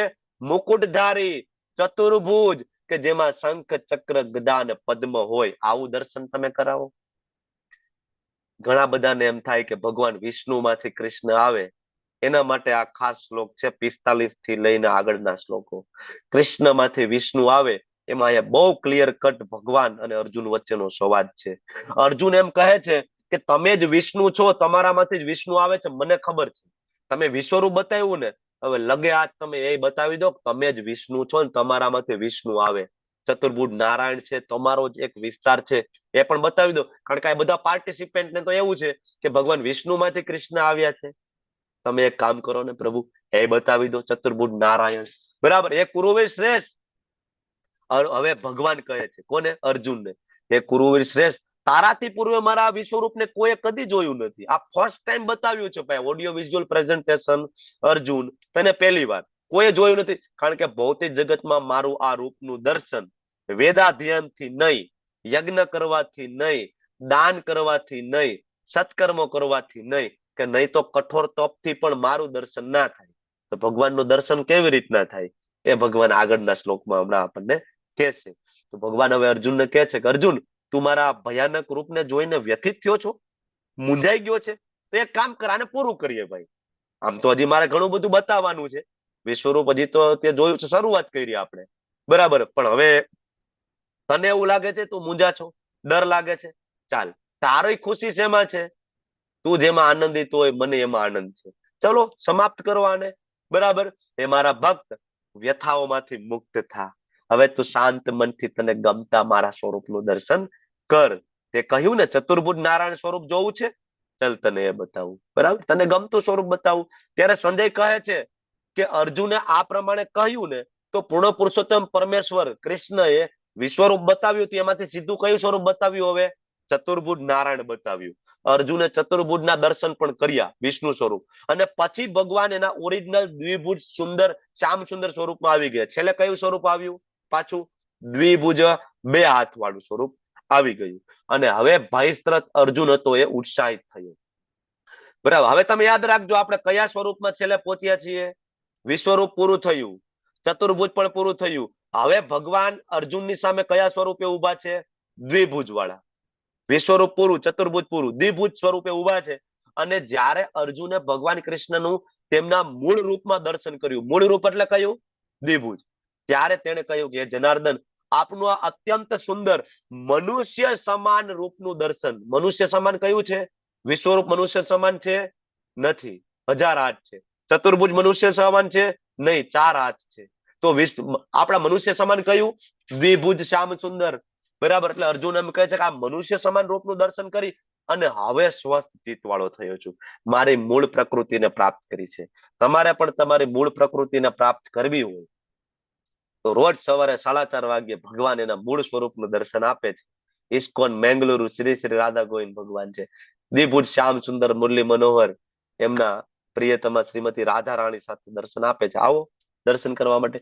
તો જ તમે તમારી મૂળ પ્રકૃતિને જાણી શકશો. મૂળ પ્રકૃતિ કઈ છે? જીવેર સ્વરૂપ હોય કૃષ્ણેર નિત્ય દાસ. આપણી મૂળ પ્રકૃતિ છે. પૂર્ણ પુરુષોત્તમ પરમેશ્વરે કહ્યું, હે અર્જુન, તું અત્યારે મારા જે રૂપને જોઈ રહ્યો છે. કયું રૂપને જોઈ રહ્યો છે અર્જુન? હવે દ્વિભુજ. ફરીથી હું તમને કહું છું, કયું રૂપ? દ્વિભુજ. આ દર્શન અતિ દુર્લભ છે. ભગવાન એમ કહે છે કે આ દર્શન દુર્લભ છે. દેવો પણ આ અતિ પ્રિય રૂપના દર્શન કરવાનો અવસર સદૈવ શોધતા હોય. દેવો, ઇન્દ્ર તો વારંવાર, પણ ઇન્દ્ર શું? બરાબર, બધા દેવતાઓના પણ દેવ, દેવોના પણ દેવ. કોણ? મહાદેવ, ભગવાન શિવજી. ભગવાન શિવજી પણ ભગવાન કૃષ્ણનું આ સુંદર નાનું દ્વિભુજ વાળું દર્શન કરવા માટે હંમેશા લલાયિત છે, હંમેશા લલાયિત છે. ભગવાન જયારે મથુરામાં પ્રગટ થયા અને ગોકુળ ગયા, બરાબર, શિવજીને એમ થાય ચાલને દર્શન કરવા જાવ. નાના એવા મારા ભગવાનના, પેલા ગર્ભમાં હતા ત્યારે રોજ આવતા, બરાબર. જન્મ લીધો પછી કે આજ તો ડાયરેક્ટ જવું છે, રૂબરૂ. શિવજી ગયા. સાધુ બનીને જાવું, સંત બનીને જાવું, કઈ રીતના જાવું? એક કામ કરી, સાધુ બનીને જાય. આપણો ઓરિજિનલ સ્વરૂપ કે અઘોરી વાળું ભગવાન શિવ તો તમને ખબર છે વૈરાગી, બરાબર, ભભૂતિ ચોપડેલી હોય, ગળામાં સાપ હોય, વૈરાગી. તો કે ભાઈ આ સ્વરૂપ નહીં, સાધુ બનીને જાય. સાધુ બનીને ગયા, યશોદા માતાજીને કહ્યું, બરાબર, યશોદા માતાજીને ભિક્ષામ દેહી, માતાને એમ કે કોઈ ભિક્ષા માંગવા આવ્યા છે, અંદરથી લઈ આવ્યા હીરા મોતી માણેક. શિવજી કે નહીં, આ તો ચપટી ભભૂત મેં ખજાના કુબેર કા, આપણે કઈ જોઈએ નહીં. તો કે તો જોઈશે શું? તમારા લાલાના દર્શન કરાવો, કૃષ્ણના દર્શન કરવા આવ્યો છું. બરાબર. અંદર ગયા, ભગવાનના દર્શન કર્યા, પ્રદક્ષિણા કરી. આ બધા ઉલ્લેખ છે શાસ્ત્રની અંદર. આના ઉપર તો ભજનો પણ લખાયા, નગર મેં જોગી આયા. કેટલાય બધા રૂપિયા કમાઈ લીધા આ બધા ભજનો લખી લખીને. બરાબર. તો આના સિવાય કૃષ્ણ થોડા મોટા થયા, આગળ નંદગ્રામમાં ગયા. નંદગ્રામમાં તો ફરીથી શિવજીને એમ થયું કે હાલના દર્શન કરવા જવા દે ને. પણ આ વખતે શિવજી ભૂલી ગયા, ઉતાવળમાં ઓરિજિનલ સ્વરૂપમાં જતા રહ્યા. બરાબર, વૈરાગી સ્વરૂપમાં. યશોદા માતાજી આગળ ગયા તો માતાજી બહારથી ડરી ગયા. બરાબર, કૃષ્ણના દર્શન કરવા છે. નહીં કે જવા દો અહીંથી, કે એને એમ કે કોઈ અઘોરી હશે. શિવજીને કોણ ઓળખી શકે? બરાબર, અઘોરી. તો દર્શન કરવા ના દીધા આ વખતે. શિવજી નંદગ્રામની બહાર વૃક્ષની નીચે બેસી અને ખૂબ કેવો વિષાદમાં છે કે આ વખતે મારા ભગવાનના મારે દર્શન ના થયા. હવે ભગવાનનો ભક્ત ભગવાનથી દૂર રહે એવું તો ભગવાન કેવી રીતના સહન કરવાના હતા? અહીંયા કૃષ્ણને તાવ આવી ગયો નંદગ્રામમાં, મહેલમાં. આજુબાજુના પાડોશીઓ આવ્યા. શું થયું? એ કે આ લાલાને તાવ આવી ગયો છે, શું કરવાનું? એ કે કોઈક બાવા સાધુ આવે અને એના ઉપર હાથ મૂકીને આશીર્વાદ આપે તો કદાચ તાવ ઉતરી જાય. બોલાવો. એ કે હવે આ તો માં છે ભાઈ, માં હોય દીકરાને સાજો કરવા માટે બધું કરે. તમે નાના હતા તો કહેવાય કાળું ટપકું કરતા હતા ને, મારા દીકરા નજર ન લાગી જાય, કરીએ ને. માં બધું કરે. માં માથે મરચા ઉતારીને પણ નાખે. તમે ભલે ડોક્ટર બની જાઓ, એન્જિનિયર બની જાઓ, એ સાયન્સ ની બધી વસ્તુ સાઈડમાં મૂકવાની. માની શ્રદ્ધા અલગ લેવલની જ હોય છે. બરાબર. તો માં તો બધું કરે. બોલાવો સાધુને. બેઠા હતા શિવજી. બરાબર. ગયા શિવજી. જેવા શિવજીના દર્શન થયા, કૃષ્ણ ને શિવજી સામે સામે. અહીંયા ભગવાનને તાવ ઉતરી ગયો, અહીંયા શિવજી ખુશ થયા. બરાબર. ભગવાન અને ભક્ત બે સામે સામે, બે આનંદમાં. આજે પણ તમે લોકો ક્યારેક વૃંદાવન જાઓ, નંદગ્રામ જાઓ, તો આજે પણ ત્યાં આશેશ્વર મહાદેવનું મંદિર છે. એ જ આશેશ્વર મહાદેવ પોતે. બરાબર, કે જે પોતે રૂબરૂ ગયા. આવા તો કેટલા પ્રસંગ છે. ભગવાન મોટા થયા, રાસલીલા કરતા હતા. બરાબર. શિવજી કે ચાલો આપણે રાસલીલામાં એન્ટ્રી તો લેવી છે હો. ગયા ગોપીઓ કે નહીં ભાઈ અહીંયા નહીં, કેમ અહીંયા ખાલી સ્ત્રીઓને એન્ટ્રી છે ભાઈ, અહીંયા ખાલી ગોપીઓને. શિવજી કે તો પછી મારે શું કરવાનું? મારે તો એન્ટ્રી, મારા ભગવાન રાસલીલા કરે, મારે બરાબર થોડીક વાર આપણે કરવું છે. તો કે એક કામ કરો, યમુનાજીમાં સ્નાન કરીને આવો. ગોપીઓ શિવજીને કહે છે. શિવજી કે ભલે જેવી તમારી ઈચ્છા. શિવજી ગયા સ્નાન કરી, આ સાપ ને એ બધું મૂકી દો સાઈડમાં, કે આ સાપ ને એવું બધું ન્યા નો લઈ આવતા. સાપ ને બધું કાઢીને સાઈડમાં સરસ મજાના તૈયાર કરી દીધા. આ એક ક્લાસ ગોપી જેવા. આજ પણ વૃંદાવનમાં જાવ તો ગોપેશ્વર મહાદેવ છે, બરાબર. શિવજી અંદર ગયા ને ભગવાન કૃષ્ણ સાથે રાસલીલા ચાલુ થઈ. બધી ગોપીઓ જોવે, આ બધી ગોપીઓ તો નાજુક અને નમણી, એકદમ પાતળી સરસ મજાની. પણ આ એક ગોપી કોક બહાર ની એવી લાગે છે. આ તો બહુ મોટી પડછંદ, આ બધું બોડી, પહાડી બોડી. આ કોઈક અસુર લાગે છે, કારણ કે આવી આની પેલા આવા કેટલા અસુરો આવેલા, બરાબર, આવી રીતના જોડાણા. એટલે બીજી બધી ગોપીઓનું કે આ કોઈક અસુર લાગે છે. બધી ગોપીઓ ભેગી થઈને પકડી લીધો આલા શિવજીને. ભગવાન કે મૂકી દો, મૂકી દો. એ કે મૂકી દો. કોણ? કે આ મારા ભક્ત શિવજી છે, કે એને એવું હતું કે રાસલીલામાં આવું છે. નારદજી પોતે વૈરાગી, પરમ વૈરાગી, મારે રાસલીલામાં આવું છે. અરે સ્વયં વિષ્ણુ પ્રિયા, બરાબર, ભગવાન વિષ્ણુના પ્રિયા લક્ષ્મીજી, મારે રાસલીલામાં આવું છે. આ ભગવાનનું આ જે દિવ્ય દર્શન છે, દ્વિભુજ, આ છે દુર્લભ છે, બરાબર. તો આગળ કહે છે 54મા શ્લોકમાં, ભક્ત્યા ત્વ અનન્યા શક્ય. કોણ મારું દર્શન કરી શકશે? બરાબર. તો કે ભક્ત્યા ત્વ અનન્યા શક્ય, માત્ર ભક્તિ સિવાય બીજો કોઈ રસ્તો નથી. એ ભક્તિ, અનન્ય ભક્તિ દ્વારા મને મારા મૂળ રૂપમાં જાણી શકાય, જે રીતના હું તારી સામે અત્યારે ઉભો છું. ભગવાન કહે છે અર્જુનને, અર્જુન અત્યારે તારી સામે જે રીતના ઉભો છું, દ્વિભુજ શ્યામ સુંદર, આ રૂપનું દર્શન માત્ર ભક્તિથી થાય. બાકી હજી એ પરમાત્મા તરીકે ચતુર્ભુજનું દર્શન યોગીઓ કરી શકે, એ થઈ જાય. ધ્રુવ મહારાજે ખૂબ તપસ્યા કરી તો એને પણ ચતુર્ભુજ નારાયણ તરીકે દર્શન થયા હતા, બરાબર. કારણ કે ભાવ શું હતો? તો કે ભાઈ મારા પિતાજી કરતા પણ મોટું સામ્રાજ્ય. પણ જેને અનન્ય ભક્તિ છે તો ત્યાં દ્વિભુજ શ્યામ સુંદર. સંત તુકારામને દ્વિભુજ સ્વરૂપે થયા છે, મીરાબાઈ દ્વિભુજ, નરસિંહ મહેતા દ્વિભુજ, શીલ પ્રભુપાદજીને દ્વિભુજ સ્વરૂપે કેટલી વખત દર્શન થયા છે. રૂપ ગોસ્વામી, સનાતન ગોસ્વામી સાથે તો ભગવાન મદન મોહન, બરાબર, ગોવિંદ દેવજી મદન મોહન એમની સાથે રમતા, સનાતન ગોસ્વામી, રૂપ ગોસ્વામી સાથે દ્વિભુજ, બરાબર. તો એ રીતે મારું પ્રત્યક્ષ દર્શન પણ કરી શકાય, અને કેવળ આ જ રીતે મારા વિશેના જ્ઞાનના રહસ્યોને પામી શકાય. તમારે ભગવદ્ ગીતાના જ્ઞાનના રહસ્યોને પામવું છે? તમારે ભગવદ્ ગીતા સમજવી છે? શું તમારે ભગવદ્ ગીતા જીવનમાં ઉતારવી છે? તો એનો રસ્તો અહીંયા એક જ આપેલો છે, ભક્ત્યા ત્વ અનન્યા શક્ય. બીજો કોઈ રસ્તો નથી. તમને એમ થાય તર્ક વિતર્કોથી ભગવદ્ ગીતા જાણી લઉં, તમને એમ થાય ભગવદ્ ગીતામાં પીએચડી કરી લઉં, ભગવાન કે નહીં, ભક્ત્યા ત્વ અનન્યા શક્ય. આના સિવાય બીજો કોઈ રસ્તો નથી મારા વિશે જાણવામાં, મારા દર્શન કરવામાં, કે ઇવન મારા જ્ઞાનના રહસ્યોને પામવામાં. એક જ વસ્તુ, ભક્તિ, બરાબર. ત્યારે ભગવાન અર્જુનને કહે છે કે પ્રિય અર્જુન, સકામ કર્મ છોડો. સકામ કર્મ એટલે જેમાં સ્વાર્થ છે, જેને આપણે દાન કહીએ, જેને પુણ્ય કર્મ કહીએ, જેને આપણે સારા કર્મ કહીએ, એને છોડો. માનસિક તર્ક વિતર્કોને છોડો. અમે ઓલા પાસેથી આ સાંભળ્યું છે, ઓલા પાસેથી આ સાંભળ્યું છે, અહીંયા તો આ લખ્યું છે, ઓલાએ તો નિરાકાર કીધું છે, આને તો આ કીધું છે. માનસિક તર્ક વિતર્કો છોડો, બરાબર. અને મારી શુદ્ધ ભક્તિમાં પરાયણ જે લોકો થાય, એ અને જે મારા માટે કર્મ કરે, જેના જીવનનું પરમ ધ્યેય હું છું, અને જે જીવ માત્ર પ્રતિ મૈત્રી ભાવ રાખે, એ મને પામે છે. કોણ? કૃષ્ણને પામે છે. બહુ જ ક્લિયરલી 2 શ્લોકમાં કહ્યું છે. કૃષ્ણ પોતે કોણ છે 45 થી લઈ અને 55, 10 શ્લોકની અંદર બહુ જ ક્લિયર છે. અને આ જ વસ્તુ તમે શ્રીમદ ભાગવતમ મહાપુરાણ ખોલો અને સ્કંદ 1 અને અધ્યાય 3 વાંચો, ત્યાં સેમ વસ્તુ સુખદેવજી, વેદવ્યાસજી લખી રહ્યા છે. અલગ અલગ 24, 22 મેન અવતારો, બીજા 2 અંશાવતાર, હયગ્રીવ અવતાર નું ડિટેલમાં વર્ણન નથી, પણ 22 અવતારોનું વર્ણન પ્લસ 2 24 અવતારોનું વર્ણન જયારે સુખદેવજી કરે છે, એ બધા અવતારોના વર્ણન કરતા કરતા સુખદેવજી, વેદવ્યાસજી ત્યાં લખે છે તે ચાંસ કલા પુંસ કૃષ્ણસ્તુ ભગવાન સ્વયં, કે બીજા બધા છે એના અંશ છે, એના વિસ્તારો છે, એના અવતારો છે, પૂર્ણ અવતારો છે, અંશ અવતારો છે, પણ જયારે ભગવાનની વાત આવે તો કૃષ્ણસ્તુ ભગવાન સ્વયં. ભગવાન તો કૃષ્ણ છે. આ વેદવ્યાસજીના શબ્દ છે. જે વસ્તુ અહીંયા ભગવાન સ્વયં કહી રહ્યા છે. તો માનસિક તર્ક વિતર્કો છોડો, સકામ કર્મો છોડો, માળા હાથમાં લઈ લો, ભક્તિ કરો, ભોગ લગાડો. આ એક જ રસ્તો છે ભગવદ્ ગીતાને જાણવાનો, બીજો કોઈ રસ્તો નથી, કોઈ રસ્તો નથી. ખૂબ ખૂબ ધન્યવાદ. તમે બધાએ ખૂબ શાંતિપૂર્વક મને સાંભળ્યું. તમારો બધાનો આભારી છું. વાંછા કલ્પતરુભ્યશ્ચ કૃપા સિંધુભ્ય એવ ચ પતિતાનાં પાવનેભ્યો વૈષ્ણવેભ્યો નમો નમઃ. અનંત કોટિ વૈષ્ણવ વૃંદ કી જય. શ્રીલ પ્રભુપાદ કી જય. શ્રીલ ગુરુ મહારાજ કી જય. શ્રીમદ ભગવદ ગીતા કી જય. હરે કૃષ્ણ કૃષ્ણ કૃષ્ણ હરે હરે, હરે રામ રામ રામ હરે હરે, હરે